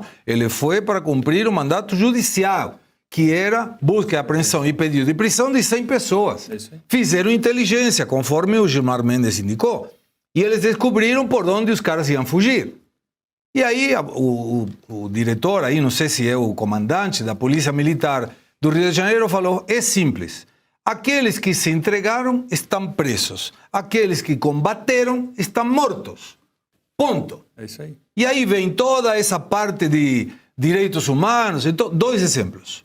No dia 31, sexta-feira, uma moça na linha vermelha estava dentro de um carro de aplicativo. Teve troca de tiro de um lugar para o outro na linha vermelha. Um tiro pegou no carro, feriu o motorista e matou a jovem de 20 anos. A minha pergunta é, organizações de direitos humanos, vocês foram se solidarizar com os pais dessa moça? Aí vem mais outra. Ontem, ou antes de ontem, aqui em São Paulo, para roubar um celular, uma moça que cometeu um erro de sair do carro atirando um spray de pimenta nos ladrões, foi alvejado um tiro na cabeça, morreu. As organizações dos direitos humanos foram solidarizar ou só se solidarizam com família de bandido? Porque o resto do pessoal, população de bem, trabalhadora, também é ser humano. E tiveram todos os seus direitos humanos detonados. Cadê vocês? Mas vamos ouvir o que o Gilmar Mendes falou, por favor. De alguma forma, nós introjetamos a ideia de que esses territórios podem estar ocupados e que nós temos que pedir licença para lá estarmos. Isso não faz sentido algum. É preciso declarar em alto e bom som que isto é ilícito. Não entendi. Podem estar ocupados. Podem estar ocupados. Já não sabemos se estão ocupados. Gente com arma na mão pode que seja... Do Estado, é os militares. Felipe, traduz isso. Não, mais uma vez, ele totalmente descolado com a realidade, falando que não sabe se estava ou não. Ele pode perguntar para o colega dele, né, o Flávio Dino, que estava lá no Complexo da Maré, foi sem segurança nenhum enquanto era ministro da Justiça, não tinha problema nenhum. E essa técnica que a polícia usou chama martelo e bigorna, né? Que eles sabiam, através de inteligência, por onde iam fugir, esperaram na mata, a polícia foi avançando, eles foram se refugiar onde a inteligência já tinha levantado, que era a rota de fuga deles, e encontraram os inocentes. Os inocentes. Todos esses inocentes armados. É engraçado que eu vi lá umas fotos, né? Eles só de cueca, né? No meio do mato, não sei se chegaram a ver, quando eles estavam deitados assim, não sei se eles estavam fazendo algum tipo de... Não eram criminosos, não. Fardados, armados, não. Estavam fazendo outro tipo de coisa lá na... Festa da cueca. É, festa da cueca, para não falar orgia. E eu, só completando também, eu até anotei aqui, que o professor comentou, como a esquerda ela gosta de pegar esse tipo de população, né, desses criminosos, desse submundo. E o professor Olavo falava muito isso. O Lupen proletariado, né, que para poder engrossar a massa da revolução que eles querem implantar. Então, eles se apegam nesse submundo de traficantes, de prostituição, para poder aumentar a sua base e ganhar a eleição, né? Só que o que eles, acho que não contavam, é essa quantidade imensa de pessoas de bem que está favorável a essa ação da Polícia Militar, do Polícia Militar e Civil. E quando o ministro fala, não, precisa ter diálogo. Diálogo com quem? Não tem diálogo? Quem? Tem que ter diálogo lá na Maré? Não, tem que ter diálogo entre os policiais, entre as forças de segurança, sendo que o governador chegou a oficializar a Polícia Federal e eles que ignoraram. Diálogo com quem? É totalmente abuso de generalidade esse discurso dele. É só para poder ficar bonitinho, para poder passar no exterior, que não, falta diálogo, ninguém concorda. E os direitos humanos é direito dos manos. Igual, não tem outra justificativa. Quando a gente fala que dos 4 policiais que foram assassinados durante o seu dever, a sua obrigação, direitos humanos estavam no velório, direitos humanos fez uma vaquinha. Não fez. Direitos humanos não está nem aí. Para o policial, eles só querem ver, fazer da jaziga, dar abraço na sua massa de manobra. São discursos bonitos, mas descolados com a realidade, Segredo. Em um país onde a segurança é um desafio diário, a escolha de quem protege você e sua família não pode ser feita por acaso. Eu sei disso. Foram anos de experiência, pesquisa e convivência até encontrar uma empresa que unisse tecnologia, qualidade e confiança verdadeira. A 1021 Blindagens não é apenas uma empresa de blindagens. É uma equipe que entende o valor da vida, o peso da responsabilidade e a importância da confiança construída ao longo do tempo. Hoje, depois de anos de relacionamento, posso dizer com tranquilidade: a 1021 Blindagens me ofereceu muito mais do que proteção. Me deu amizade, respeito e segurança. Hoje não tenho fornecedor. Tenho uma empresa amiga na qual posso confiar a segurança da minha família. Na 1021 Blindagens, eu confio literalmente a minha vida e sei que estou em boas mãos. E para falar com os meus amigos da 1021 Blindagens, aponte a câmera para o QR Code que está na tela. O ministro do STF, Alexandre de Moraes, irá conduzir hoje uma audiência com o governador do Rio de Janeiro, Cláudio Castro. Castro irá prestar informações sobre a mega operação realizada nos complexos da Penha e do Alemão em 28 de outubro, que deixou 121 mortos. Moraes, que assumiu temporariamente a relatoria da ADPF das favelas, irá à audiência no Centro Integrado de Comando e Controle da Polícia Militar no Rio. Ele acolheu o pedido do Conselho Nacional de Direitos Humanos para averiguar supostas irregularidades da operação. Felipe, que gentil, acolheu o pedido dos direitos humanos. E, de novo, só tem direitos humanos o bandido? Só direito dos manos. É impressionante que dos presos de 8 de janeiro, Malemay, ele ouviu ou convocou o general G. Dias para poder... Agora ele está saindo do aconchego do gabinete dele para ir até o Rio de Janeiro. Por que ele não ouviu o general G. Dias no 8 de janeiro? Que era o general que estava acolhendo, né, os supostos terroristas. Por que ele não ouviu o general? O general foi ouvido só na CPI lá, na CPMI que estava tendo. Por que ele não ouviu também durante o julgamento? Então, você percebe que ele só faz o que lhe interessa. Ele não faz o que realmente deveria ser feito, né? Vem o Conselho dos Direitos Humanos. Ele foi lá na Papuda para poder ver quando os presos estavam doentes, foi feito o pedido, por exemplo, do rapaz que faleceu, do Clezão, que ele fez 3 pedidos, né, que estava doente, nada. Direitos humanos para quê? Agora, lá no caso do Rio de Janeiro, ele sai de Brasília, vai até in loco para ver a operação. Pelo amor de Deus, isso aí é algo que está tão claro, que é enviesado, quem ele quer proteger e quem ele não quer proteger. Essa balança aí está meio desregulada. Essa balança agora, aí metro não passa, não. Professor Suano, me parece como que o Cláudio Castro, que até terça-feira passada, se você perguntava para uma grande parcela da sociedade quem é Cláudio Castro, eu falei, não tenho a mínima ideia de quem é Cláudio Castro. Ou perguntava ao contrário, quem é o governador do Rio?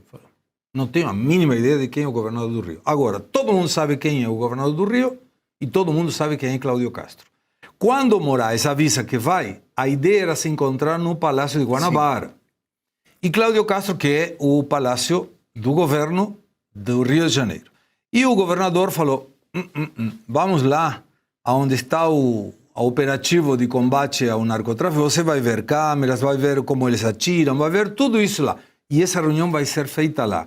Esse comentário do Felipe, que me parece muito apropriado, de que está ficando cada dia mais claro para a grande parte da sociedade, mesmo aquela que assiste toda a mídia da Secretaria da Comunicação do governo, que a esquerda e parte do STF não estão defendendo a população. Porque se 90%, nós vamos ver daqui a pouco, que mora na favela está de acordo com a operação, Numa pesquisa foram dados 2 informes. Quantas pessoas estão de acordo com a mega operação e quantas pessoas são do narcotráfico. Aqueles que não estão de acordo com a operação são do narcotráfico. É tão simples como isso. Foram 87%, então logo 13% está vinculado de alguma forma com o narcotráfico. Mas essa disputa entre Cláudio Castro e o STF e o governo do federal, do Lula, não deixa um Cláudio Castro mais grande em termos políticos? Cada vez maior. O Cláudio Castro, ele conseguiu uma proeza que foi mostrar que é possível ter bravura. Por que bravura? Porque coragem é quando você segue numa determinada direção sem fazer um cálculo do custo e benefício. Você tem coragem, mas a bravura é quando você tem medo, mas ainda assim você enfrenta o medo. Onde que estaria o medo do Cláudio Castro? Porque ele sabe que ele vai ser perseguido. Ele sabe que eles vão tentar puxar o tapete dele. Ele sabe que ele pode ser, inclusive, assassinado. Ele sabe que não terá pessoas protegendo ele. Aí, o Cláudio Castro toma a decisão, depois de ficar meses planejando e mostrar, nós temos que resolver esse problema da segurança. Vem o Alexandre de Moraes e tenta mostrar para ele que ele é uma autoridade máxima. O que o Cláudio Castro falou? Não, senhor, isso não é nem atribuição sua. O senhor está vindo aqui, você é relator de uma DPF, ok, mas já que sua DPF trata de um determinado tema, eu não vou fazer diplomacia com o senhor, porque o senhor, inclusive, não é convidado, porque não deveria estar fazendo essa atividade, como o Arthur falou. Que atividade? Citando o Gilmar Mendes, a mesma forma, não é uma atividade que deveria estar a cargo dos ministros do Supremo Tribunal Federal. Mas já que o senhor está fazendo isso de acordo com essa normatividade que nós temos aí, que eu não diria que é uma normatividade jurídica, uma normatividade impositiva de um direito que foi colocado sobre a sociedade brasileira sem a vontade popular.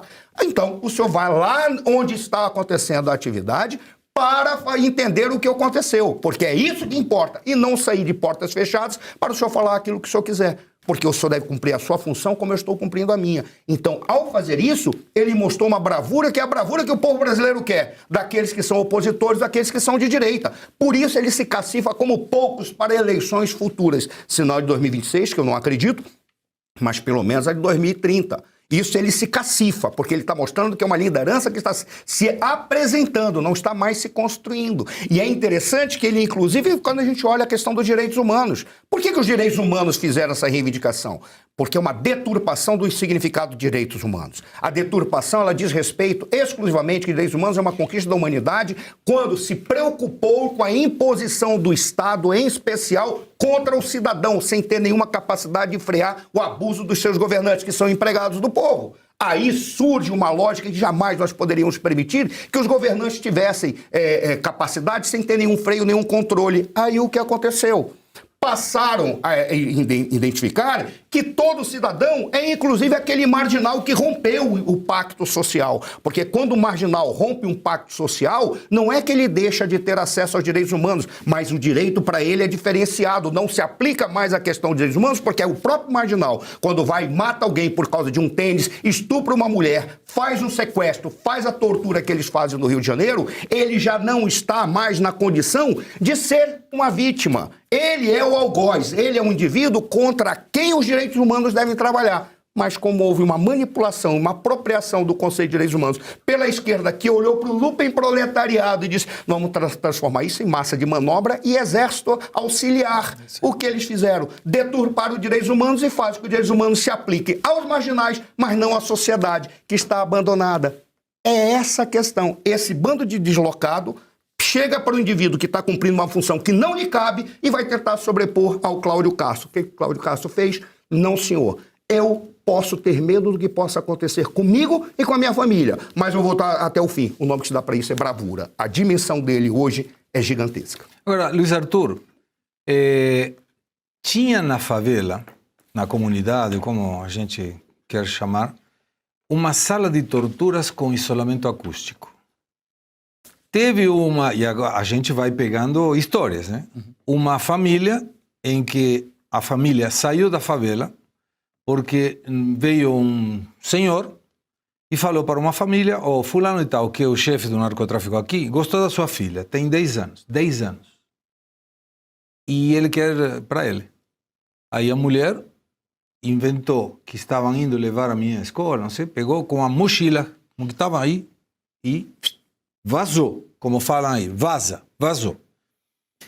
Não seria interessante o ministro Alexandre de Moraes, já que quer ver essa questão dos direitos humanos, ir na favela e perguntar para as pessoas: alguém de vocês teve algum familiar cujo Comando Vermelho alterou os direitos humanos? Porque aí a gente pode ir paridade com paridade. E eu tenho certeza que ele se surpreenderia bastante com essas informações. Seria imaginável isso? Ou você acha que não? Eu acho que ele não vai ter coragem de fazer isso, mas que seria bem-vindo, seria. Porque eu continuo incomodado, Segré, com o protagonismo dos ministros do Supremo Tribunal Federal. Comentei há pouco sobre o Gilmar Mendes, né, que virou agora comentarista político de Twitter, e agora o Alexandre de Moraes, que... Jurista de internet. Jurista de internet, é. E agora o Alexandre de Moraes, que quer ser o protagonista da solução para a segurança pública do Brasil. Eu não sei, a não ser que o futuro nos mostre que por trás disso tem muita pretensão política, a gente vai entender do porquê, talvez, né? Talvez alguns anos ele saia do Supremo, vire candidato a alguma coisa, por isso que lá atrás ele quis ser o protagonista. Aí eu vou entender, mas hoje eu não consigo entender. Realmente, por que um ministro do Supremo Tribunal Federal sai de Brasília, querendo ao Rio de Janeiro, não numa comunidade, numa favela, porque aí seria o local correto para ele ouvir as pessoas, né? Claro. Não, ele quer ter reunião só com o governador, num ambiente seguro, claro, né? Para tentar ser o protagonista. Não duvido que vai sair da reunião dando entrevistas, não vou me surpreender se isso acontecer, né? É só o que falta, ele sair da reunião e ele ser o porta-voz do resultado da reunião, né? Não duvido. Agora, Segré, aonde isso vai parar, sinceramente eu não sei. Eu acho que ele deveria ouvir mais a sociedade, sim. Ele deveria pelo menos ler as pesquisas, todas as pesquisas. Olha que é raro a gente ter unanimidade em instituto de pesquisa, hein? É raro. Todas estão indicando que os moradores aprovam a operação feita. Por quê? Porque, como você bem descreveu, Segré, os moradores são vítimas dessas organizações criminosas que há muito tempo não ganham mais dinheiro só vendendo drogas. Ganham dinheiro explorando a comunidade, vendendo gás, luz, internet, todos os serviços públicos que a população é obrigada a pagar para ter. O comerciante que, para poder ter o seu negócio, tem que pagar a organização criminosa. Ou seja, é um estado completamente paralelo, que tem dono, é um território que tem dono. E esse dono é a facção criminosa, que tem o seu tribunal paralelo. Todo mundo aqui assistiu o filme Tropa de Elite, viu como é que funciona um tribunal do crime, que eles mesmos julgam. Aliás, cá entre nós, não estou concordando, óbvio que não, mas são muito mais céleres que o Poder Judiciário normal, né? Eles resolvem em horas se tem que condenar ou não tem que condenar alguém. Ou seja, a população é refém e a população grita por socorro. A população grita por liberdade. E quando ela não encontra essa liberdade, Segré, ocorre esse caso que você falou da mãe, uma filha de 10 anos, né, que foi solicitada por um líder da facção. Qual foi o único recurso que ela teve? Vazar, picar a mula. Agora, Segré, veja só, o Moraes, é até engraçado falar que o Moraes foi lá para tratar de direitos humanos. Uma pessoa sancionada pela Magnitsky como um dos maiores violadores de direitos humanos do planeta, na lista das pessoas mais grotescas do planeta por violar direitos humanos, indo ver se o Estado do Rio de Janeiro está tratando os direitos humanos de forma adequada. Agora, o Alecrim Dourado, o menino do Rio, né? O careca do Rio, sabe-se lá como a gente pode chamá-lo. Agora ele quer ser o novo menino do Rio, né? O Moraes foi lá para castrar o Cláudio Castro. É disso que se trata. Ele foi tentar castrar o Castro. Agora, tem dois aspectos, né, do que ele foi fazer lá que a gente precisa aqui levantar e registrar até para o futuro. Né? Por favor. O primeiro é que, do ponto de vista jurídico, está tudo errado. Ele já não devia estar com essa DPF, como a gente já antecipou. Segundo, que uma DPF não tem audiência. Você não marca audiência, eles julgam teses abstratas numa DPF. Então, a DPF, se julga teses abstratas, elas não tem que ouvir alguém. Ela não está julgando o governante, o político. Não existe uma questão concreta. Ela não tem que instruir, fazer provas numa DPF. Isso não existe. Não existe. Ele, no máximo, poderia requisitar informações para as autoridades, mas jamais ir lá interrogá-las. E outra, ainda que fosse um processo onde caberia uma audiência, quem interroga é policial e Ministério Público, não é juiz. Então o ministro Moraes não só usurpa aqui essa DPF para ele, como inventa uma audiência onde não tem e faz uma função que não é dele, que é a do Ministério Público ou da polícia. Depois que essas reuniões, nessa reunião com o Cláudio Castro, segundo a imprensa, seria secreta. Como é que pode ser uma audiência pública se é secreta? Então, uma reunião a portas fechadas. E a imprensa ainda noticiou que era uma reunião. Peraí, é uma reunião ou é uma audiência? Se é uma audiência, não pode ser secreta, a portas fechadas. E se é uma reunião por quê? O ministro Moraes já não devia estar lá fazendo audiência, porque ele não é polícia nem promotor. E se é uma reunião, ele também não devia estar lá, porque ele não é político. Então, é um negócio assim completamente bizarro. O que está por trás disso, me parece claro, é que o Moraes, ele cansado de sentar em todas as cadeiras que ele já sentou na do Alcolumbre, a do Mota, a do Lula, agora ele quer sentar também na do governador do Rio de Janeiro. E, claro, castrar a possibilidade de que o Castro vá para o Senado, porque o Senado hoje é um perigo para o STF, porque é quem pode impeachment ministros. E é disso que se trata. E vou dizer mais, politicamente, vamos ficar atentos, porque essa DPF que o ministro Moraes provisoriamente, disse ele, que provisoriamente assumiu, provisoriamente eu duvido, isso aqui vai ser provisoriamente assumido pelo Moraes, tanto quanto a censura da Carmen Lúcia em 22 ao documentário da Brasil Paralelo foi também provisória, só hoje, só dessa vez. Vocês vão ver que o Moraes vai assumir esse negócio para sempre e vai expandir, depois com algum pedido do PSOL, do Lindenberg, vai expandir essa DPF para os demais estados, porque ele vai ser o prevento, ele tocou já a sua caneta em uma, pode tocar em qualquer outra, e vai passar a ser o governante da segurança pública para o Brasil, que era um anseio de centralizar a segurança pública dos estados no governo federal, era um anseio do Lewandowski, mas nem para isso ele foi capaz, era um anseio do Lula, mas nem para isso eles foram capazes, e quando o governo federal não é capaz de alguma coisa, sempre tem o nosso faz tudo, o Moraes. A mega operação da Polícia do Rio contra integrantes da facção Comando Vermelho, na terça-feira, foi aprovada pela maioria da população carioca. É o que mostram 3 pesquisas de empresas diferentes. Paraná Pesquisa, Atlas, Intel e Datafolha. Os levantamentos indicam que o apoio à operação varia de 56% até 69% entre os moradores da cidade do Rio. Os que aprovam a ação policial somam 20%. Os que não aprovam a ação policial somam de 25% a 39%. As empresas, contudo, fizeram perguntas diferentes aos entrevistados. Paraná Pesquisas e Atlas Intel perguntaram aos cariocas se eles aprovam a operação. Datafolha questionou se ela foi um sucesso. E teve outras pesquisas que mostraram 87% de aprovação, e essas de 87% foram 87% de pessoas que moravam dentro das favelas. É isso. Então, se 56% é o mínimo, estamos falando da maioria dos entrevistados. Quer dizer, na média a gente está assim, né? As pessoas, o brasileiro aprovou... Primeiro que tem algumas questões nessas perguntas. Se você pergunta que é um sucesso, né, e matou 120 pessoas, vai ter gente que vai falar assim, devia ser mais. Claro. Tem outras que vão falar, devia ser menos. Mas a questão é qual é a finalidade? Qual a finalidade da operação e se ela obteve ou não. Então, tem umas subjetividades aí. Mas tudo bem. O ponto é o seguinte, se você tem de uma forma geral, 55% dos brasileiros aprovando, 70% dos cariocas aprovando e 90% das pessoas que moram nas favelas aprovando, uma coisa fica clara. 2 coisas ficam claras. Quanto mais a pessoa está próxima do problema concreto, mais ela aprova. Perfeito. Quanto mais ela está assistindo pela TV, pela grande imprensa, ela desaprova. Então isso mostra que, primeiro, as TVs, né, a grande mídia está mostrando uma realidade que não é a concreta.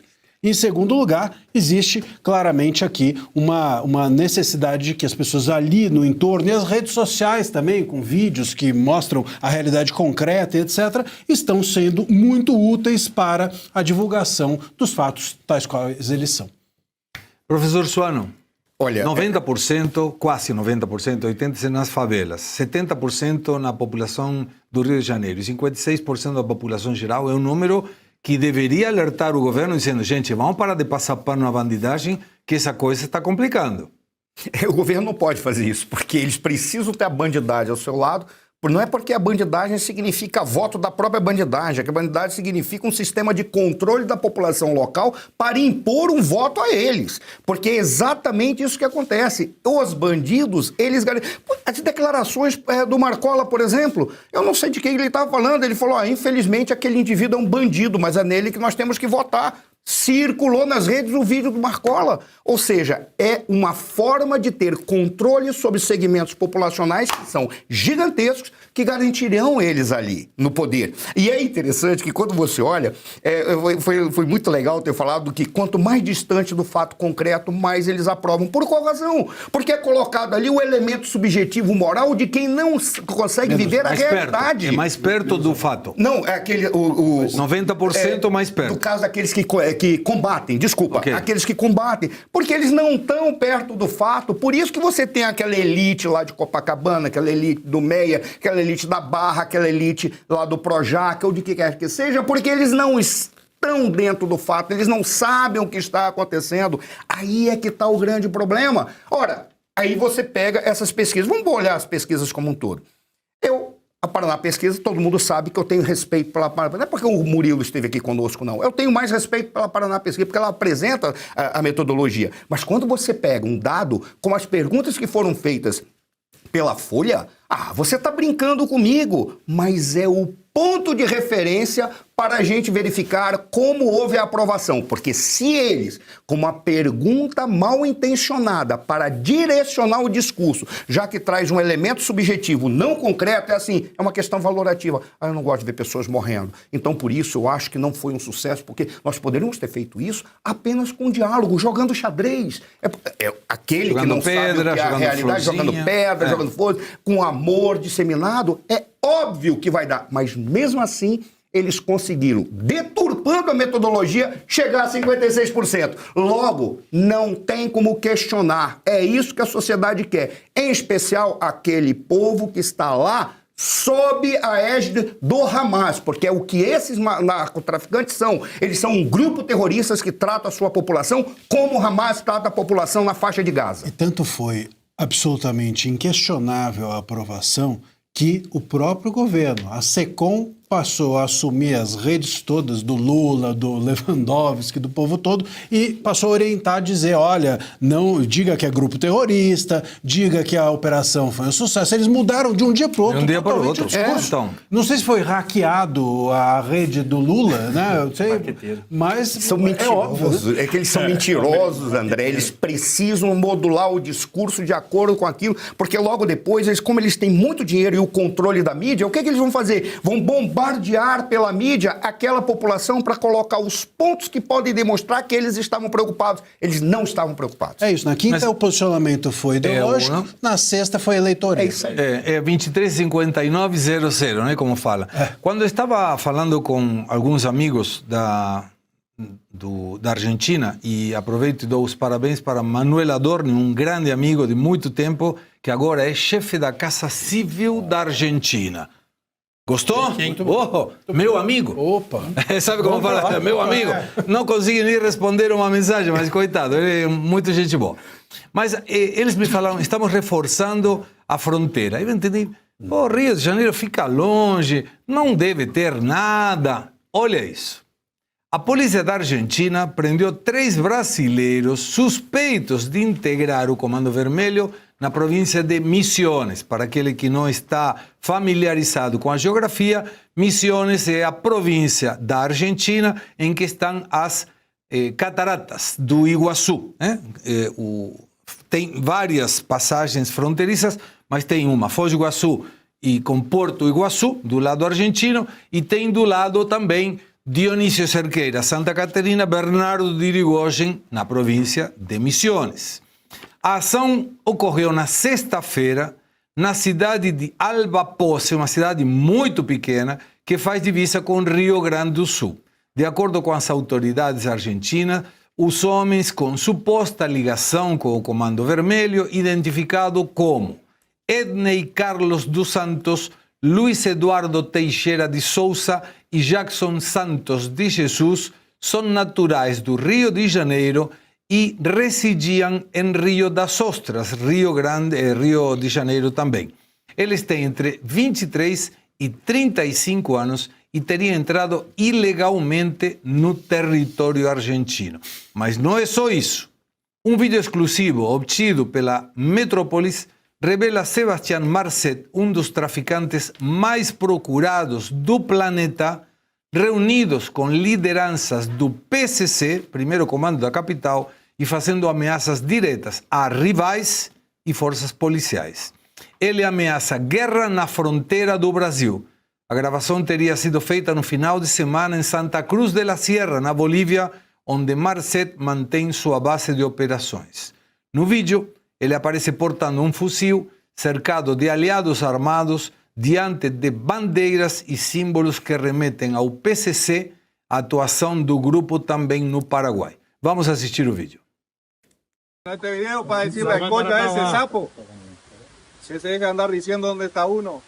Yo puedo estar hoy acá, mañana en Paraguay, otro día en Bolivia, otro día en Colombia, donde sea, y estamos preparados para hacer guerra con el que sea. El concha, la policía, no me importa a nadie. Nosotros estamos siempre listos, siempre. Téngalo claro. Mejor sean amigos y no enemigos nuestros, porque no le va a ir bien. Ele está rodeado com um monte de inocentes trabalhadores também. Agora, me dá a sensação, e pergunto, Felipe, não era um aviso para a polícia, me parece isso aí. Não. A sensação é como que era um aviso para rivais, né? Para rivais, mas querendo ou não, eu vejo que essa fala dele é inclusive para a polícia também, por ser rival. Sim, claro. Por ser rival. E, pelo amor de Deus, quem assistiu esse vídeo e não consegue enxergar que isso é um grupo terrorista, é a fabricação de consenso. Pelo amor de Deus, olha esse vídeo. Até eu não tinha assistido esse vídeo antes. É revoltante. Como o Estado ele fica à mercê de uma situação dessa e não é decretado esse grupo como um grupo terrorista. Eles não só traficam drogas, eles roubam bancos, eles estouram carros fortes. Já está amplamente divulgado. Então, esse é um grupo terrorista, inclusive fora da fronteira. A América Latina toda está ficando refém deles. E o Brasil não quer, de forma nenhuma, caracterizá-los como terroristas. A partir desse momento que a gente consiga, né, voltando um pouco para a pauta, que o Trump possa fazer acordos com estados e municípios, até que é o que faz mais sentido, considerando que são os estados e municípios que enfrentam a cultura do crime na sua micro-região, é o que faz mais sentido. Tirar, inclusive, esse poder da União, que a gente sabe que vão caracterizá-los como direitos humanos, né, que merecem.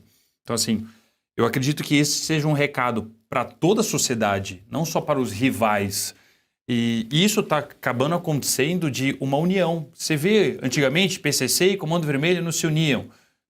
Salvo o melhor juízo, desses 100 e poucos criminosos que foram mortos, tinham não só do Comando Vermelho, estava tendo uma reunião, inclusive de bandidos de outros estados. Então, eles já estão começando a se autorregular, começando a se unir contra o Estado. O Estado não pode ser conivente com isso. Não pode, não deve. Não deve. Mas quando a gente pensa que viu tudo... Sempre pode piorar, né?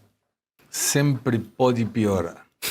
A vereadora de Porto Alegre, Karen Santos, do PSOL, lógico, criticou a operação da polícia no Rio de Janeiro contra criminosos do Comando Vermelho realizada na semana passada. Durante o discurso na tribuna da Câmara Municipal, na última quarta-feira, a ignorante, solista, e digo ignorante porque não é pejorativo, ignorante é aquele que ignora sobre determinado assunto. Eu sou ignorante em um monte de assuntos. Ela disse que bandidos que fazem o traslado das drogas seriam, abre aspas, trabalhadores mega explorados sem direito nenhum, fecha aspas. Eu acho que eu vou chorar da emoção. Vamos assistir a fala dessa ignorante.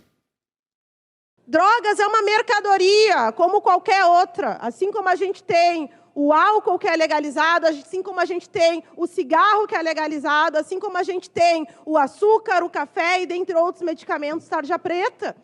Quer acabar com as drogas? Regulamenta. Porque é muito interessante para o capitalismo superexplorar essa cadeia produtiva das pessoas que plantam, das pessoas que embalam, das pessoas que fazem o translado, até chegar no varejo, lá na ponta, na biqueira, são trabalhadores mega explorados, sem seus direitos garantidos, e a gente não percebe que o rendimento bilionário desse setor, porque em nenhuma parte dessa cadeia produtiva há nenhum tipo de taxação de imposto. Não dá risada, não dá risada, não é uma coisa para dar risada. Conta pra gente por que você está rindo. Cara, eu tô rindo assim, mas por dentro eu choro. Primeiro, tem 4 cidades que eu amo. Manaus, que é a minha cidade, São Paulo, Caxias do Sul e Porto Alegre. É uma vergonha se Porto Alegre não tomar uma direção para afastar esse tipo de discurso. Mas olha que coisa absurda e que faz com que ria. Ela está preocupada com a cadeia produtiva do crime.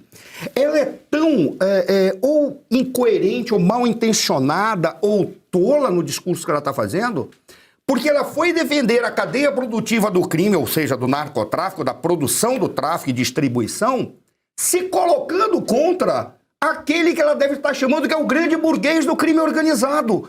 Ela é tão radical na sua visão marxista revolucionária que ela não entendeu que se ela vai defender a cadeia do crime, ela não pode ir contra o burguês do crime, porque ele vai te matar.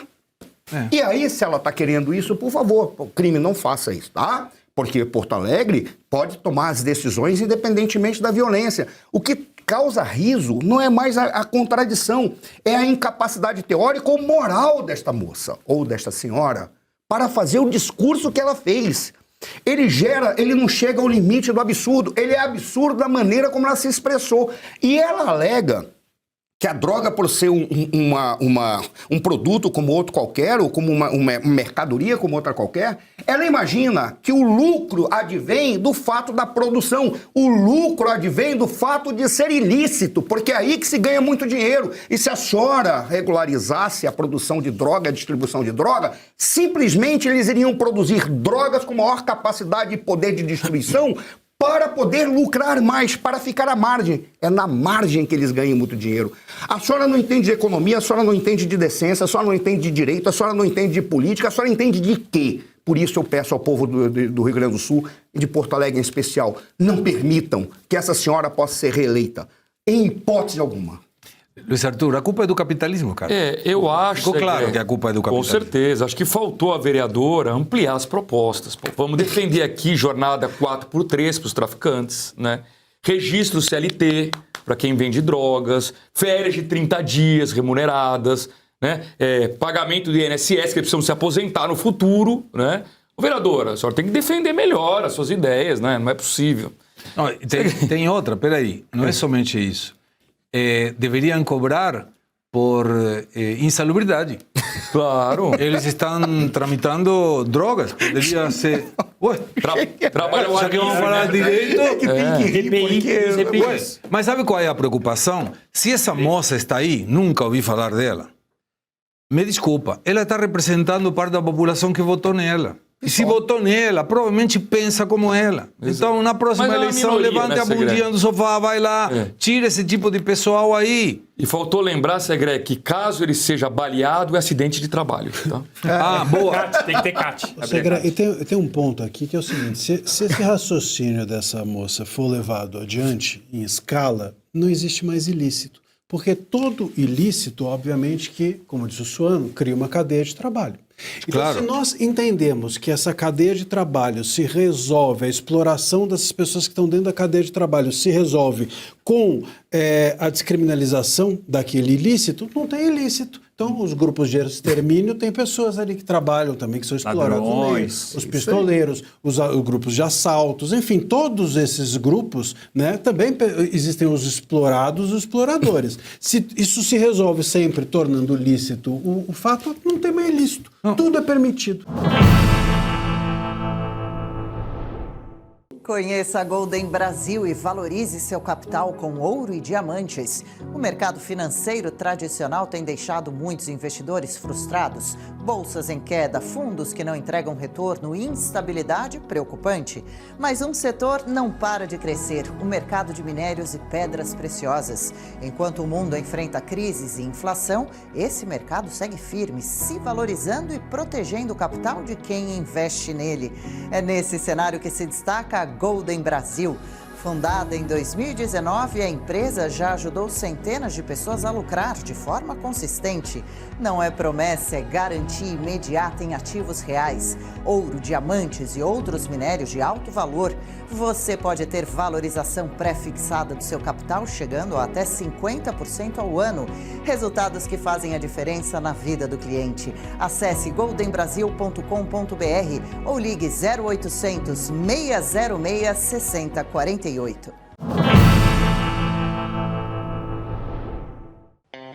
Último editorial do dia, último editorial do ano.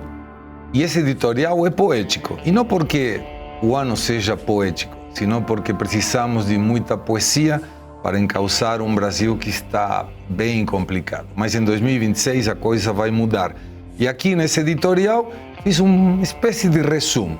E começa agora com forma de poesia. Prometeram o céu em discurso racional no poder, trocaram o sonho por retórica banal. Juraram futuro, pão, picanha e redenção, e governar virou sinônimo de pura encenação. Venderam a ideia do governo do amor, mas a dívida inchou e engordou sem pudor. 11% a mais em só 3 anos na mão. O calote já dobra a próxima esquina da nação. Dizem: o desemprego é baixo, é um sucesso total, mas não é emprego genuíno, é apenas coleira social. 96 milhões que vivem pendurados no Estado, miséria gerida como ativo eleitoral penhorado. Nunca se arrancou tanto de quem quer produzir. O imposto sufoca quem quer seguir tentando existir. Nunca se gastou tanto com tão pouco retorno real, e o Estado faz a festa num cruel banquete fiscal. Enquanto o povo conta moedas chegando no fim do mês, Janja esbanja no luxo, viajando de FAB e posando em francês. Fala mal o português, rodeada de secretários, e quem pagamos a conta somos nós, os mesmos otários. Mas o ano está acabando e o governo nada entrega. Ficou apenas no discurso e a colheita que não chega. O bom é ver que esse ano por fim está terminando e falta um dia menos para ver a direita ganhando. Que 2026 chegue com voto consciente, porque futuro melhor não nasce do acaso, nasce da gente. Nada conseguiremos com uma população submissa. A desistência não conta na luta contra a injustiça, porque a história não espera, ela cobra o que escolhemos. Lutemos pelo Brasil que queremos e teremos o Brasil que merecemos. Desde o Faroeste Brasileira e da Revista Oeste, desejamos a todos vocês, com a nossa gratidão, feliz 2026.